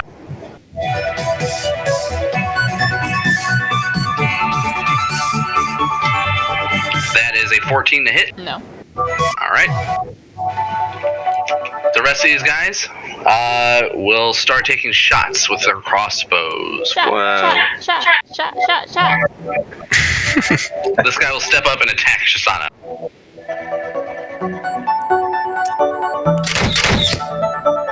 Okay, that's a 14. I assume it's a miss. Nope. Alright, it's going to be 5 shots into Padre. Oh shit. Dodge, Padre, dodge. 1 miss. The other one is a 16 to hit. Padre? Yeah, 16 hits. Okay, you take 5 piercing damage. And a couple more shots coming in. It's a natural 1 and another hit. And that's only 1 more hit. The rest are misses. So it'll just be the another tick for another 5. So you took a total of 10 this turn. God damn! 2 crossbow bolts catch you in the chest. After them, it is Heximus. Okay. Heximus is going to move to here and provoke an opportunity attack from him. Okay. Slicing at you with the scimitar. A natural 1. Awesome. Heximus will turn, and his chest is going to open slightly to produce a funnel, as he is going to cast acid spray that is going to just be projected in a line for 30 feet, and all 4 of these guys can take a dex save, as they're going to be coated with acid. Very nice. You're going against a DC 13 dex save, please. We have 1 pass. The rest fail. Okay. I'll just color the back 3 green. Do the And, nearest 3. Oh, you're fine. You choose. Sorry, You yeah. can choose what you want. That's Okay. Yeah, the ones who are colored at the start of their turn take acid damage, and then any one of them or an ally can use an action to beat the acid off. That will be Heximus. It goes, oh, what is that? We're covered in this goo. Oh, it's starting to burn. Oh no. It is then Zillin, followed by Damokos. Alright, well, the bandit furthest down, I will electrocute it.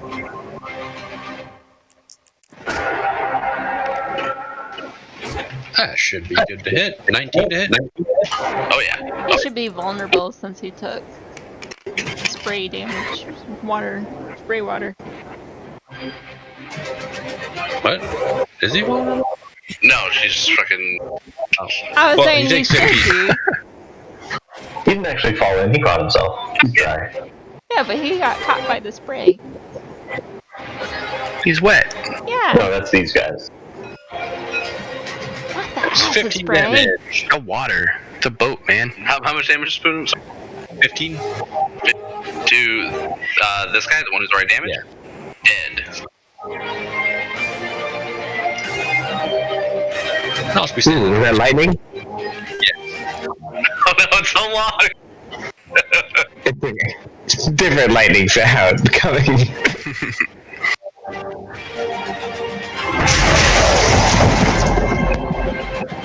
And after that, it is Damokos, followed by Kaka. Alright, Damokos is gonna move up and be just out of range of that bandit and do Eldritch Blast right into his face.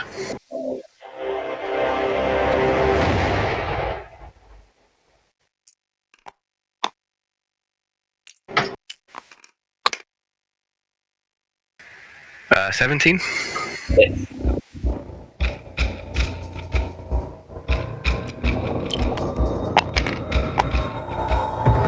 Ooh, for 13 damage.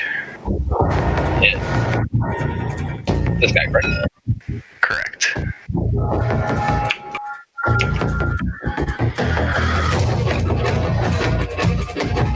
Blam him. Alright, another one down. Kaka, you're up next. All right. So I fly up in the air and then come down and land behind these guys. And We've been boarded! and I attack this first yellow bandit. Let's see. He is yellow. That was the one that screamed earlier. All right, with Brian, you can, yeah. Okay, that's what I thought.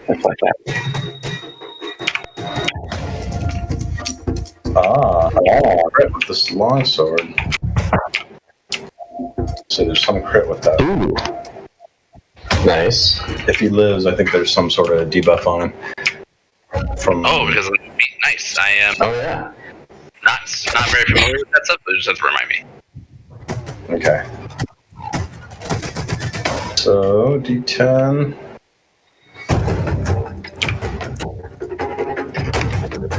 Oh wait, crit is 2d10. Correct. Yeah, double the dice. Okay.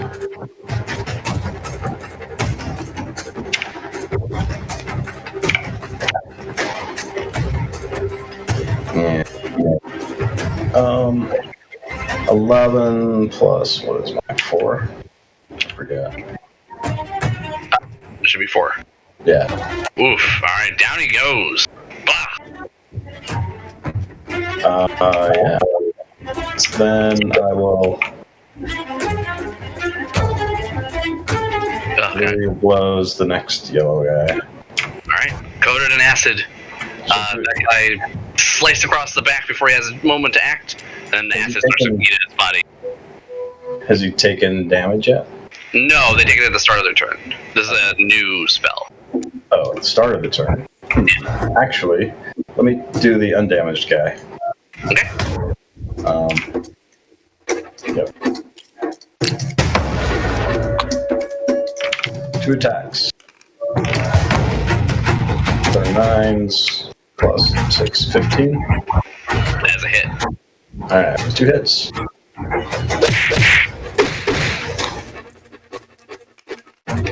For a total of 13. Down he goes. Dead or unconscious? Dead. I thought as much. Bam! And then I'm going to spend 1 key point to dodge. Alright. You used your bonus action to flurry. It's a bonus action to dodge. Oh, I think you're right. Oh, my bad. No problem. But yeah, you rip out that guy's Adam's apple with your talons, and he just goes down, just in a fountain of blood. The bandits next to him look much more afraid, and they're starting to understand why Captain Deadeye didn't return. All right, Kaka. After you, it is Caecilius, Yay. followed by Padre. And I'll come storming up gangplank here and come charging at this bandit. Stepping in front of Heximus. And I'm just gonna fight him normal, yeah. Oof, that is a 13 to hit. Hit. Alright, for a whole 6 damage.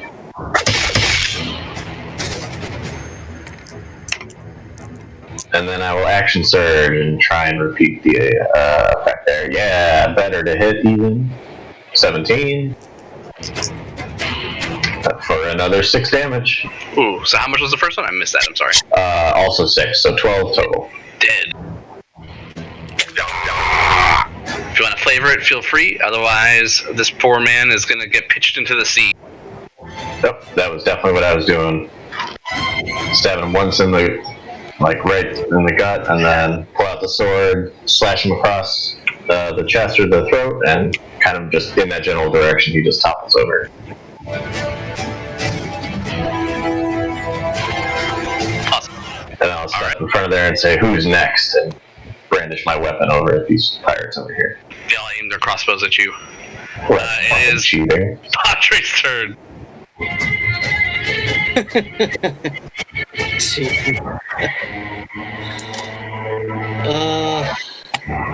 Shit. I only got 11. Torn between my desire to keep squawking and my desire to. Why don't I do both? How high above the water is this boat? About 20 feet. Oh, cool. Can I hypothetically attack this guy and then duck out of sight over here? By descending, yeah, that'd be fine. Cool. Alrighty. So, as he takes his double booming blade. No, I was just gonna thorn whip. No, I was asking Nick. Oh. No, I don't have booming blade. Or wait, do I? I do, but I did not. I guess I would have, yes, but doesn't matter. Yeah, That's a no. Alrighty, so yeah, he's gonna swoop down, and then as he flies over, he's the thorn whip on this gentleman. Get him. 17. Hit. 6 piercing damage. Alright. He's gonna take a dex save to see if he catches himself. He natural 20s, he does. Dick. He's prone, grabbing on. He's the only person who can see you.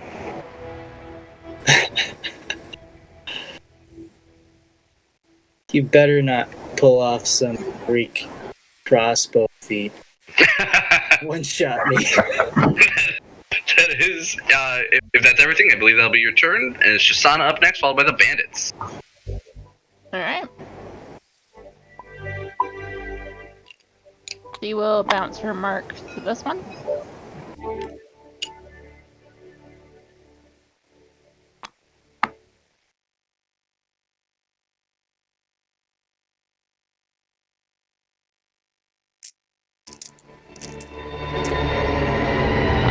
I think I'm gonna miss. That's a 10 to hit. That's a miss. Yeah, that's me. Alright. It is the bandits. The one nearest you will attack you. I'm gonna roll some acid damage for the two boys who survived. The one nearest you, Ashley, will roll a 18 to hit. 18 hits. Okay, you will take 4 slashing damage. So it cuts you with his scimitar. Another one runs up here to engage all 3, Heximus, Caecilius, and Damocos. He'll say, "Kill the wizards!" And he'll attack Heximus. For a 15 to hit. That's just barely gonna miss me with my mage armor. Alright. And this one will shoot at Damocos.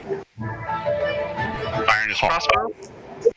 Gets a 17 to hit. No. Alright, and this one in the back will fire at Caecilius. The natural 1. Alright, the 7 acid damage. These guys are bloodied with that.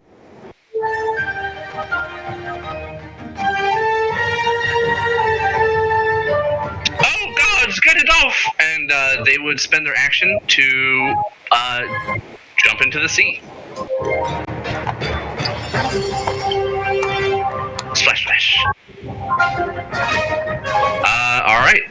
They will use... Yep, they will get rid of their goop, but they are looking bad. That's roughly their color.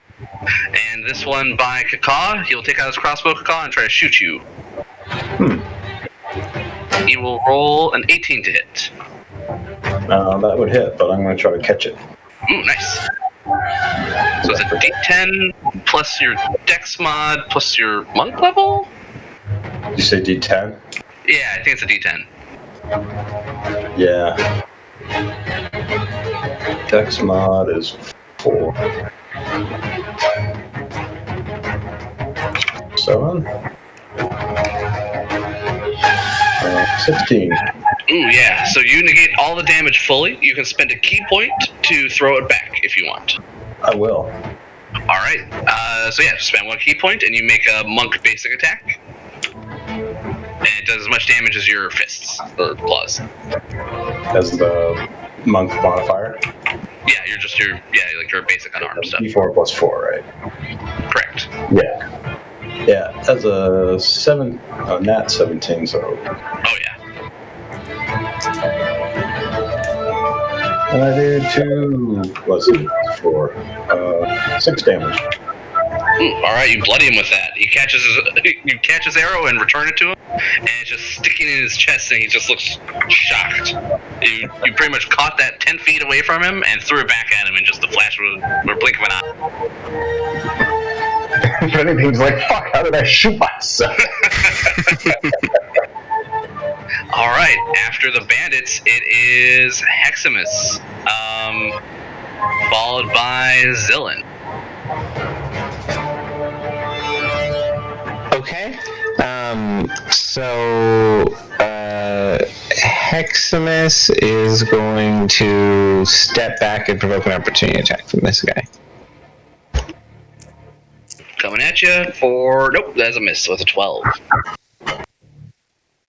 Okay. Heximus is gonna take a sorcery point and then aim one arm this way and one arm this way, as I'm going to twin a chromatic orb and have it settle on acid and do a quick double cast here. Cool. That's going to be, okay, let's see, the lower roll is a 13, the higher roll is a 24. Both hit. And can you ping the 2 you hit again for me, please?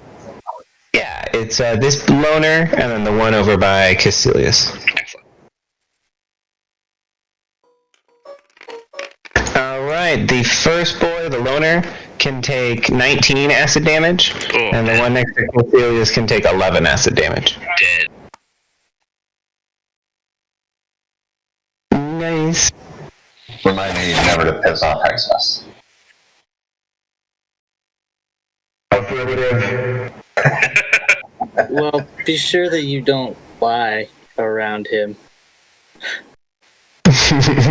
That'll be it for Heximus. Alright, Zillin is you, followed by Damokos. Alright, I will move up to here. And I will shoot this one. Some more lightnings.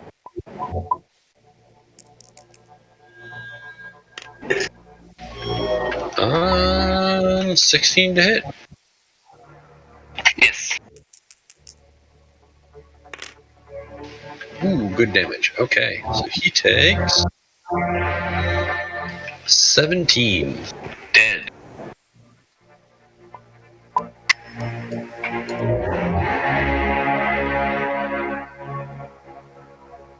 Brutal.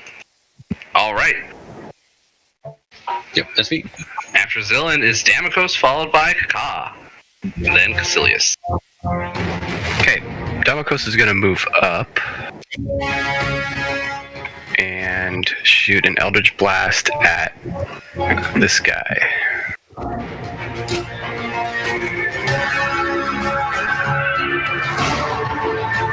Sorry, what are you hitting him with? Eldritch Blast? Got it. Classic. 24. Yeah, aren't we all?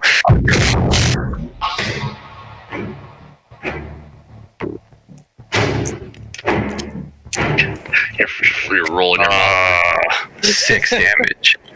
I love that. Alright, you bloody him. Low. Is that including your charisma mod, Brian? Yep, I rolled a 1. Wah wah. Alright, after Damokos, it is Kaka, followed by Caecilius. If you have any move, Brian, you're welcome to finish it. Sure, I'll move up a little bit more. I'm not scared. Not yet. I know. Fly around, Not to be scared of these jumps. land between these two guys, and then hit the guy nearest Padre, or try to hit him, with the long sword, two-handed. 16. As a hit. Sweet.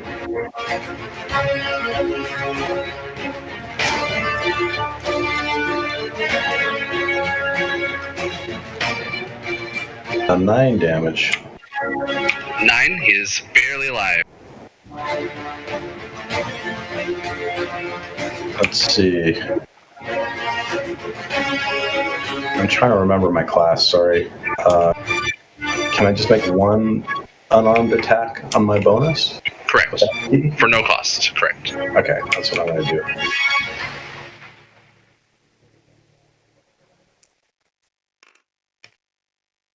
Mm, 13 to hit.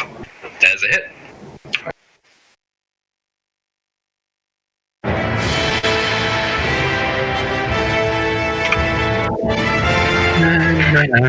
Uh, 8 damage. He is dead. That's my turn. Alright, Con. Well done. After that is Caecilius, followed by Padre. Only 2 bandits remain. Alright, now I'm just gonna walk up to this one. And just wordlessly attack him. He knows what he did. Plus I only got a 12, so he's probably okay.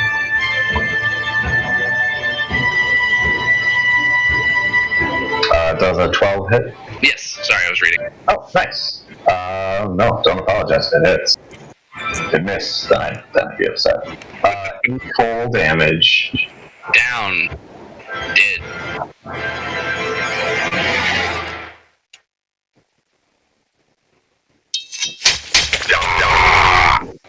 Are you on the ground? I am on the ground. Okay, I'll step up to be next to you and kind of pin this guy in. Alright, after that, it is Padre. Yeah. He's gonna go in the water.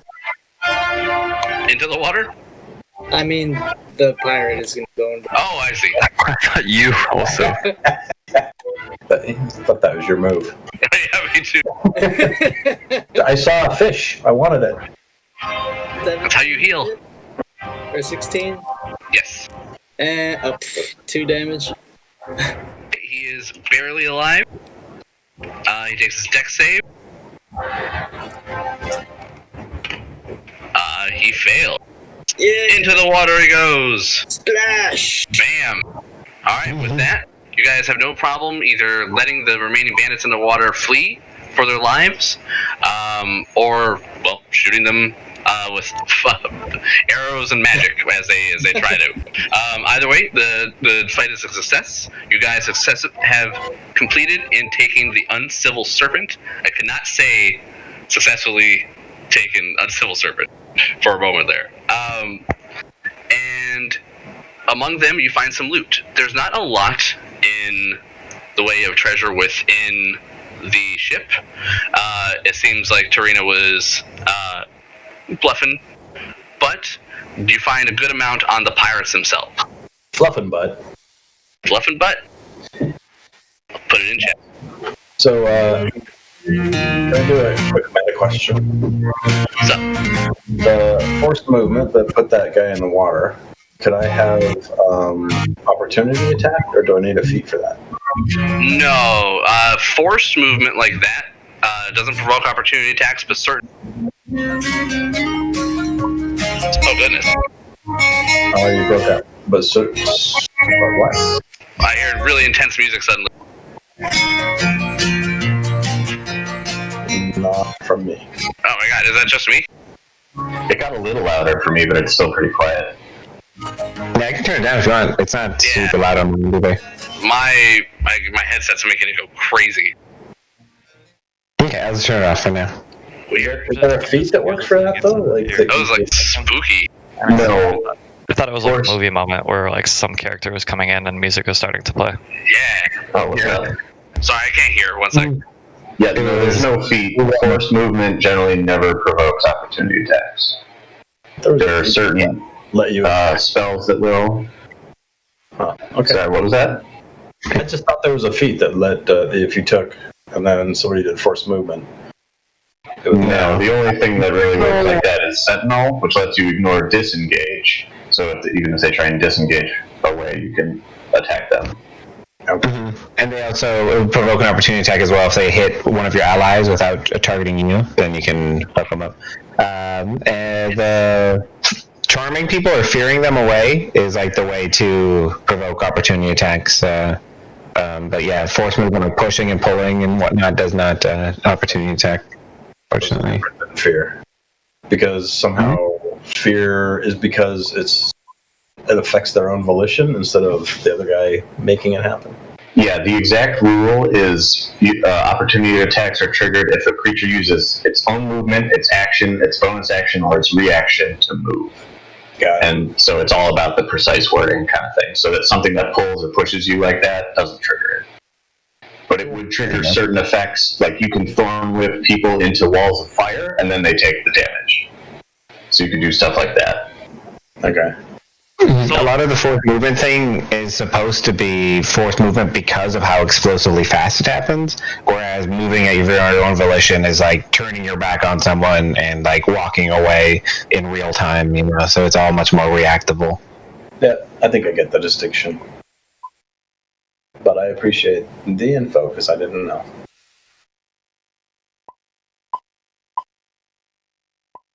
Yeah, I put on this fun, like a steampunk song called Heist Ho. That's like we're gonna go sailing type song. Put it back on if it's cool. Yeah, no, that's fine. Dude, it was like I had weird, spooky, like, fucking music in my goddamn. I was just like, what is happening? Am I about to be murdered? What's? And it was so loud too. I was like, that's not right. It's not. Whatever you guys are hearing is not what I was hearing. So I was just like looking around and I'm like, well, what the fuck? I don't even know how it opened. Some developers have the publisher logo make the loudest intro in the world, just as though they've never played their own game with headphones on before. Dude, I noticed that with Unfortunate Spaceman that we've been playing a lot. I have all the sound options down pretty much to try and get the dialogue as loud as possible from other people. And the menu, or the intro sound is like the static blast, and it is completely unchanged, so that is deafening. That's nightmarish. We got XP. So that's 50 each. Nice, easy math. And I believe we're at 1193. Yes. And we found 42 gold pieces, was that right? Looks like 62. Oh, 62. Nice. Getting just some math on that.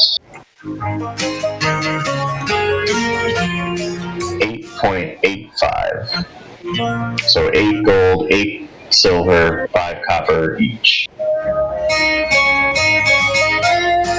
So Nick, you take an extra 8, and I'll deduct it from what I owe you. Gold? Alright. Not gonna say no to that. I need to buy stuff later. Is it 5 silver to 10? It's 10. It's 10 to 10 to 10.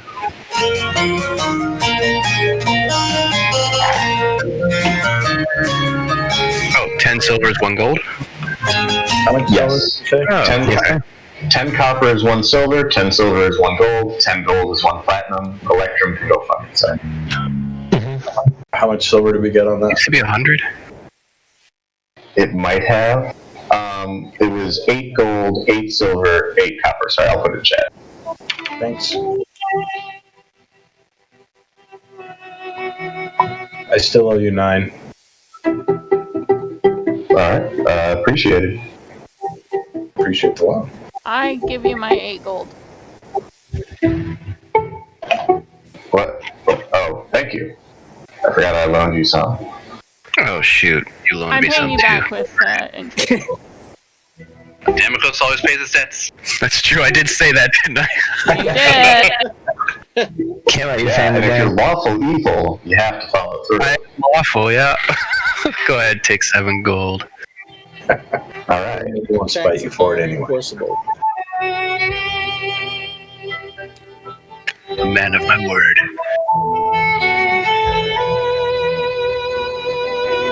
Alright, you guys are welcome to benefit from a short rest, and you guys can wait out the remainder of this time within the city. If there's any last minute shopping you guys want to do with your newfound gold, now is the opportunity for that as well. Ow, my cat is clawing my leg. All right. I just go over to the bathhouse and park in the bush or nearby again. Same place I was watching before. Okay. I'm ready. I do need to short rest, so I would go kind of walk around, get ready, go get a drink maybe. Alright. Tristana will just follow you. If you spend Sounds hit good. dice, you don't add anything to it, right? No, you add your con mod to each hit dice spend. Do we have to do anything about the boat? Do we have to go turn it into what's her face or No, that's our boat now. just our Fine. boat? It's valued at 10,000 gold, but she told you it is worthless in this city because of its reputation. So we'd have to One of you guys knows that. yeah, we'd have to give it a makeover to sell it or something. Yeah. Change the I name. mean, we sell it for a drastic discount. And anything that was worth 10,000 that's still above water has to have some value. Didn't you say you had contacts in the underworld, Kakon? Yes, I could investigate that and see what people say this is actually worth. It's a good We idea. might not be able to get near the full value, but perhaps something is better than a worthless pirate ship. Haggle. Also make some modifications to make it unrecognizable. I'll go to my contacts and ask Capable of two working with questions. wood. I'm sorry. You got quieter somehow, so let me turn you up. I don't know. No, I'm capable of working with wood, so I can just make it unrecognizable if we want to spend the time. Make it look like a new ship. Yeah, and if not, I'm sure I have little cousins in Jolt, maybe they change the plates or something like that. We have Ships other pressing matters. And if in fact it takes us to the sea, we may need a ship. But for now, our journey is taking us down below into the sewers, it seems. So I propose that I go talk to some people that I know and see what they say the ship is really worth as is, and also if they have any info on what they think it'll cost to hire a proper crew and fix it up. Okay. So we'll say this. You guys can just do this during your downtime. Oh, sorry. Go on. If you're saying something. I was just saying, yeah, we don't really know where we're going with our quest yet, other than we're going down to the plumbing beneath the bathhouse. So let's we can just hold off on figuring out what we do and figure out what Mayhem's underworld connections are in case we do decide to sell it. Could be my boat. Yeah. I mean, and it's definitely a group decision what to do with the boat, despite what Damocos will tell you.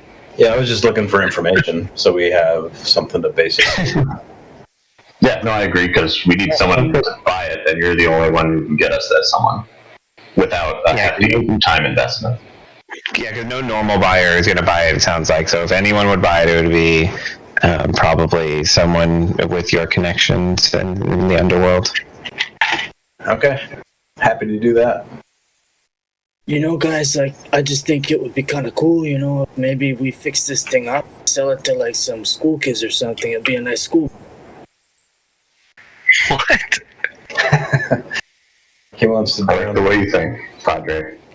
The lawful evil guy is like, that's ridiculous. Children? Yeah. And then you're like, wait, I have an idea. We could get 20 children.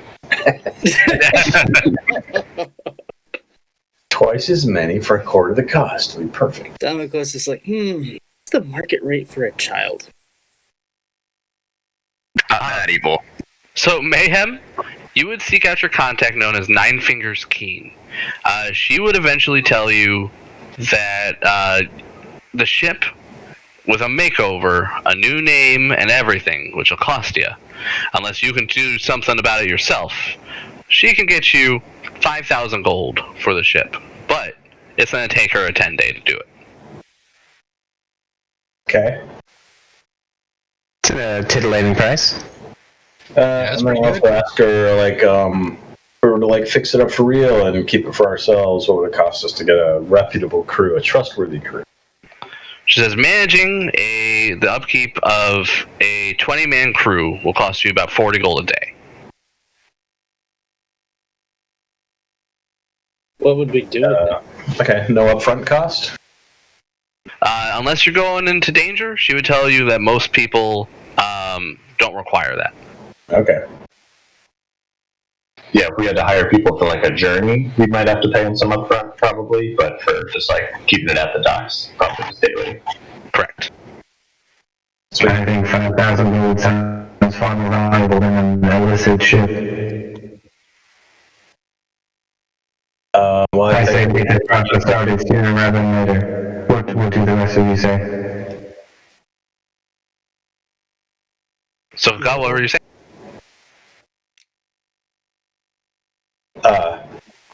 I was just thanking her. I thanked her for the information and then asked if she knew sort of anything else, the rumors around the city or whatever.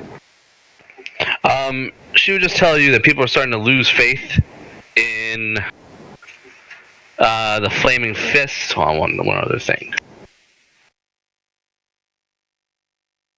Can't blame them for that. And rumors are spreading that people think that those refugees that are coming in from Elturel are just advanced scouts in disguise for an army preparing to attack Baldur's Gate. Elturgard has always been wanting Baldur's Gate to succumb to their nation. Goddamn neo-Nazis in Baldur's Gate. Sweet. I bring all of that back to the group. It would take me a second to calculate my share of 5,000 gold, but it does sound pretty tempting. It does sound tempting. It'll take them 10 days to acquire it. So my question to the rest of you is, it's also not a crazy amount of gold to have a ship of our own. Do we think this benefits us? That's what I'm wondering. Journeys. Here in this city, I do not believe this vessel will serve me any purpose. Alright. I do like gold. Okay, so yeah, let's put a vote for it in chat. 1 to keep the boat, 2 to sell the boat. Whoa. Alright, sell the boat it is. Can we haggle the price? They tell you no. Damn. It's pretty straightforward. They're like, they're doing you a favor by selling this thing that no one else wants. Or sorry, buying this thing that nobody else wants. Alrighty. So, I guess if you're noting days from now, or current campaign days, that's 10 days from now, you said we get this? Correct. Glorious. I'll see you in 10 days. Are we keeping track of days? We will now. Yeah.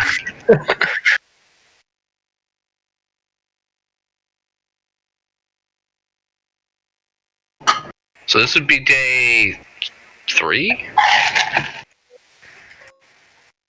You guys have spent Yeah, that sounds right. 2 nights, I think.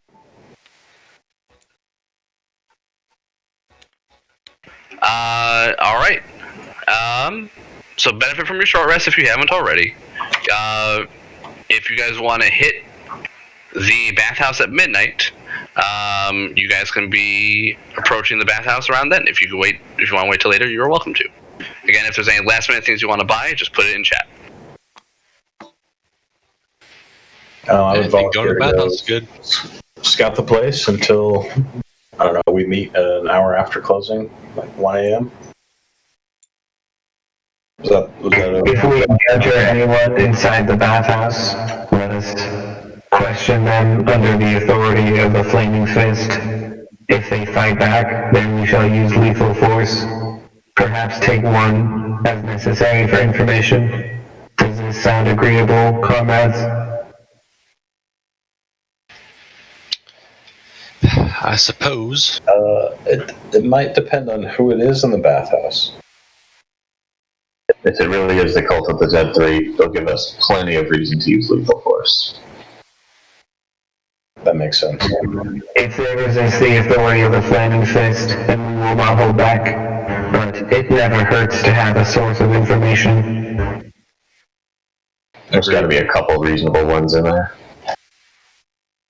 Maybe we should try talking to them first, because sometimes you give them over to the Fist, you never see them again. That's a good idea. Certainly can't trust the Fist to have our best interests at heart. Indeed. You have a flashback to Zoj, do it or I'll kill you. Yep. That. Doesn't give no fucks about us. They seem desperate. As long as we are useful to them, I doubt they would try to hurt us. And once we're not useful anymore, and then I just draw my finger across my tips. You do not give yourself enough credit. You are very useful and will continue to be so. Thanks, I think. Encouraging word spot. Yeah, this robot really understands the power of the people. I am not a robot. My name is Heximus. Yeah, that's what I said. My robot is Heximus, yeah.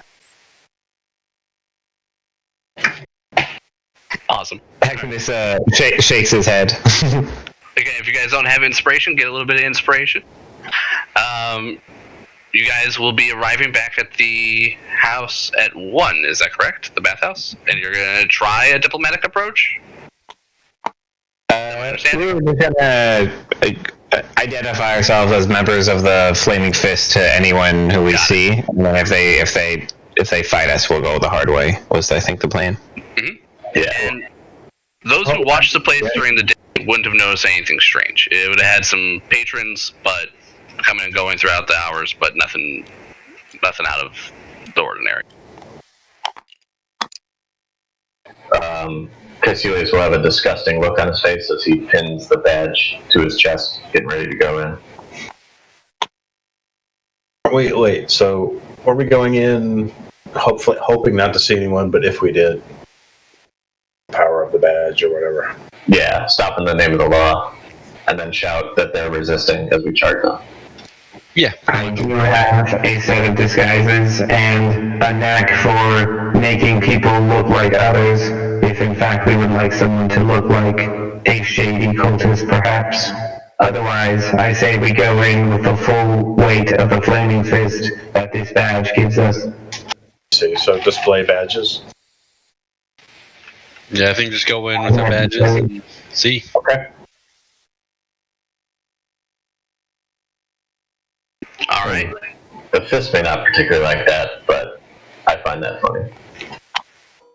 Yeah, I think before we go, Heximus would use his disguise kit to have himself dressed in just kind of nondescript black clothes that just kind of keep him completely cowled. And so the only thing you really see are the kind of glowy eyes underneath the cowl to hide as much of his Warforged feature as he can.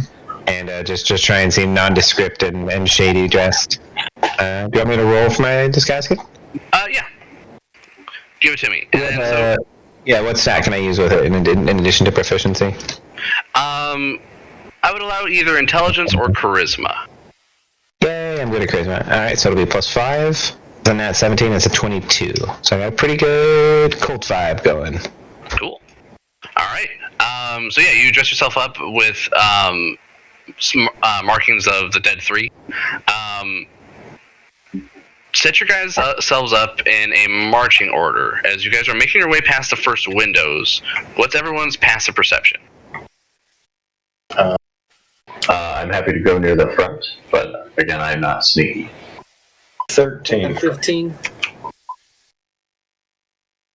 Okay, with a 15... Is 15 the highest? Alright, yeah. You guys don't notice anything as you guys make your way to the door all the way. Set yourselves up in front of the door in whatever your marching order is. I'll hang back.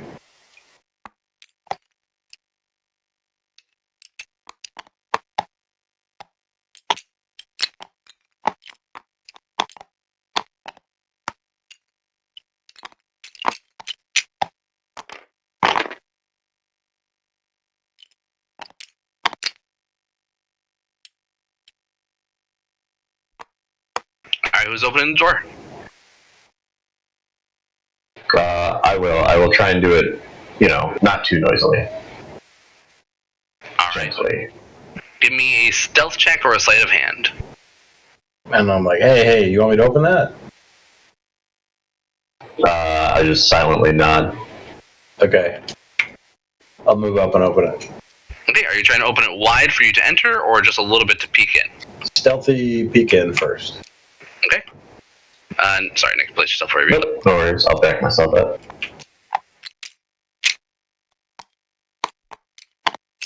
Come on. All right.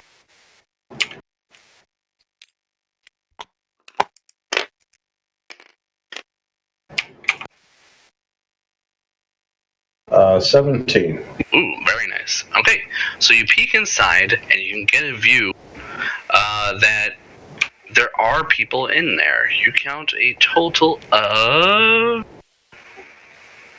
6 female forms hanging out near the pools. 2 at each pool. Okay. I point that out to the group quietly, just kind of whisper it. There's like 2 on each side, unaware. That seems strange. What would they be doing here? Do I have any more information about how to answer that? Oh, they're all cloaked? Okay. They are all cloaked. Never mind. Now it's become apparent that they're probably cultists. Yeah, it seems like a good bet. Yeah, should we just kick in the door? Yeah, if you want to kick in the door, I'll step back. Yeah, that's fine.